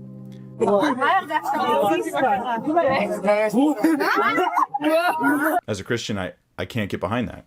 Two amazing people, and God started speaking to me about their bodies and what was wrong. So one of your hips are out of line because of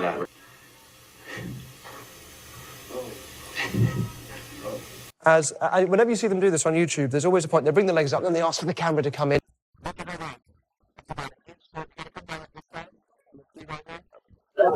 You see? You see? You see? Come down here. You want to see this from this angle. Come down here and tell me which leg is short. Come here. While I'm talking about this leg lengthening, I'm just moving this shoe, just sliding it back on the heel. Now we're going to see Todd White's There you clip go. sped up quite a bit and So you just wiggle their legs back and forth. You move their shoe a little bit. You move your hand positions a little bit. And it looks like the leg magically grew. That's deception. And if that's how you started your career, if that's how you got famous, then you're a deceiver. You're lying to people. You're doing tricks to get popularity, and now you get money to do tricks. I don't like that. Then they will come and say, Jesus, in your name we are healed. We cast out demons, and Jesus will say, I never knew you. Yep. Yeah. I think so. Fake healing.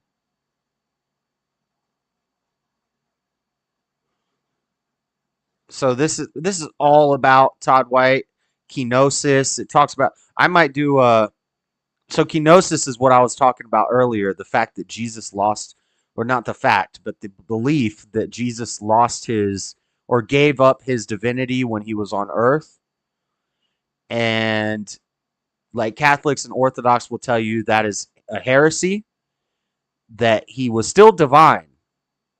He just chose not to do miracles and things like that.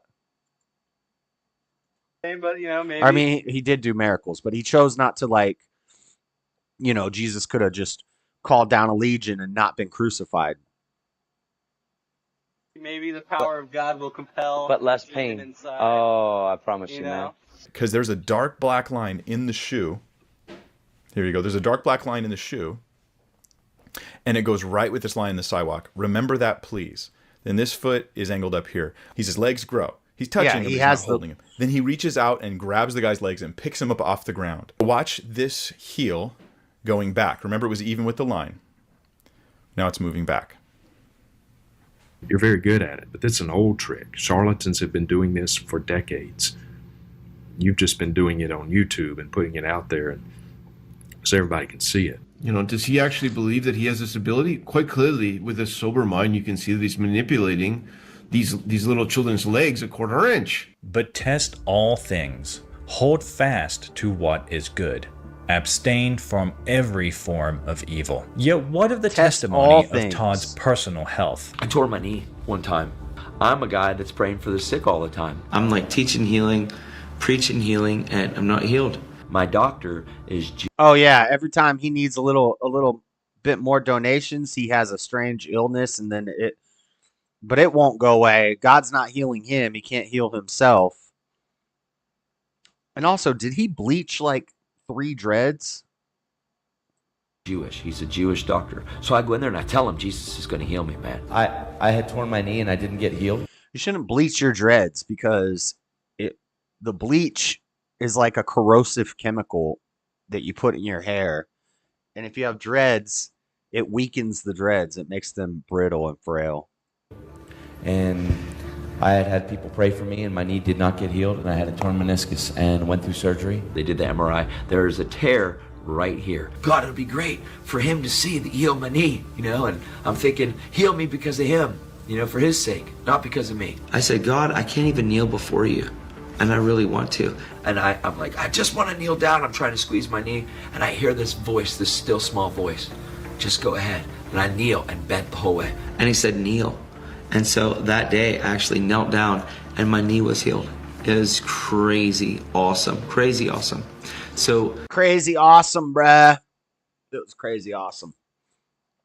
It was crazy awesome. So healers, these mega church healers, they're doing tricks. They're deceiving.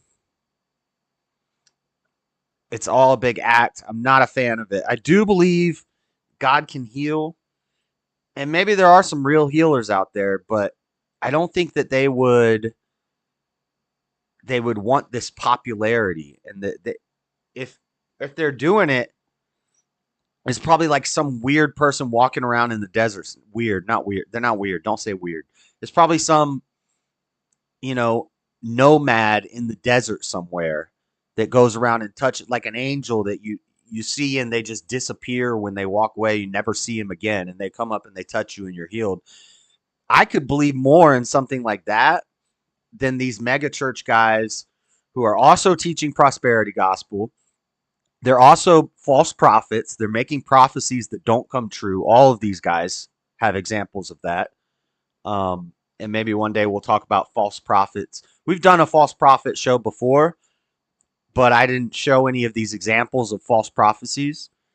In one of these documentaries about one of these guys, one of the church parishioners had a girl and her family died.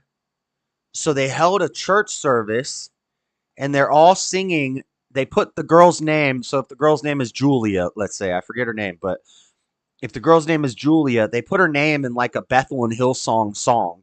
Bethel and Hillsong, that's another rabbit hole we could go down.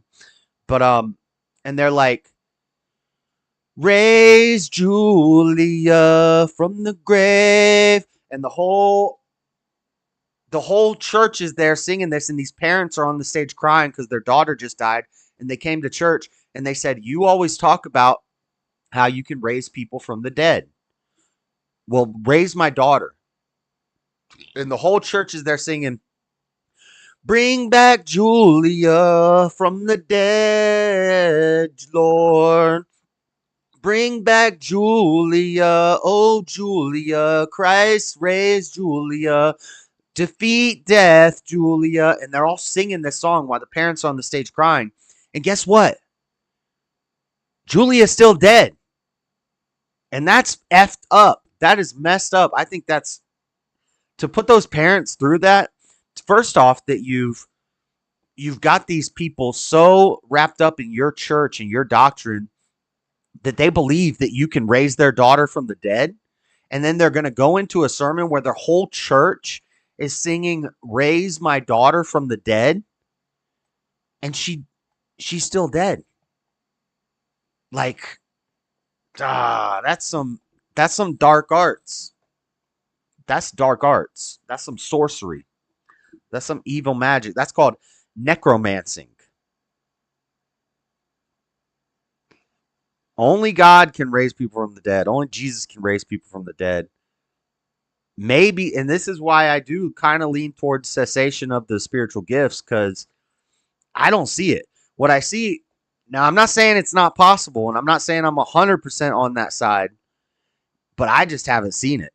I haven't seen a true prophet. Unless we're talking about like Alex Jones is the closest thing I've seen to a true prophet. I haven't seen a true healer. I haven't seen real speaking in tongues. Maybe close to it. Maybe I've seen close to prophecy. I've seen close to speaking in tongues. I've never seen true laying on hands and healing. I've never seen raising from the dead, unless you're saying doctors have this ability, because there are medical miracles where people have near-death experiences, people heart stop for a while. The kid that we talked about, near-death experiences in a show a long time ago, the kid that went down in the ice and he was dead for like 3 hours, but his body like froze and he came back to life. If you're saying doctors are healers, but they're not using the power of God to do it, they're using the power of the world to do it. So I haven't seen real spiritual healers. I haven't seen real speaking in tongues. And this gives Christians a bad name. This makes Christians look gullible, which I say all the time. A lot of religious people, especially Christians, are often very gullible. They're easily misled. People will say that about me. Some of the things that I believe, they'll say I'm wrong for that. I'm a heretic. I was misled. I was deceived. Maybe they're right, and hopefully I figure it out before I die, before I drop my body. But I haven't seen it yet. And I know God can do it. I know God can do it. But I lean towards cessation because the examples we have of it are always fraudulent. And that makes Christians look bad and dumb and gullible and easily misled and deceivable. And we're told throughout the Bible to test things and to be ready for wolves in sheep's clothing. Be ready for false prophets, you know, and build up walls against this stuff. But yet everybody falls for it. And that makes me think that doctrines like free will, maybe that's a harmful doctrine that crept its way into the church at some point and it stuck. Just like, and so how are the people who believe in that any different than the people who do these healings and stuff? If it's a deception. If it's not a deception, then I'm just wrong. But if it is, I've tested it and I've come to this conclusion, but other people don't test it. And it's the same with this healing stuff. It's the same with the prophecy. You have to test it. You have to see if it holds up.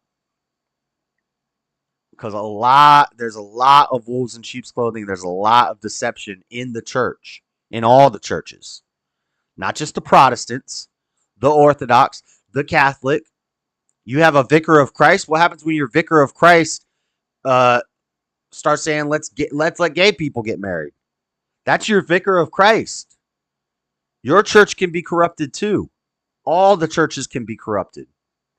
So don't just think I have the one true church. I'm better than these Protestants, or I'm better than these Orthodox, or I'm better than these Catholic.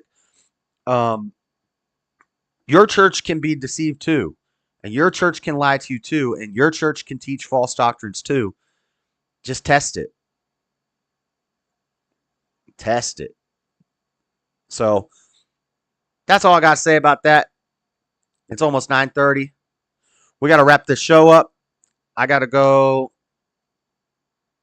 Man, I don't want to make this hamburger helper, but this meat is going to go bad. And I hate anything going bad. I don't like to waste anything. I'm going to walk Echo, go down to the gas station, get some cigaros, and come home, start some hamburger helper, start the stream up. And then after the stream starts, I'll have to run and grab my food once it's done simmering. But I will be right back, so keep your eyes open. There will be a thumbnail up on the channel here shortly. And let's play a little outro music. Guys, you know what time it is. It's Monday night. Kicking the week off right. Dreaded Conservative show. Every week. The world's a crazy place. I just report on it. Hit the like button on your way out. Julia, oh Julia, why are you still dead? Guys, I'll see you shortly. Panel discussions. We can talk about what I talked about tonight or whatever you want to talk about. Be in the Discord. Jump in there. I will see you guys next week. Same time, same place.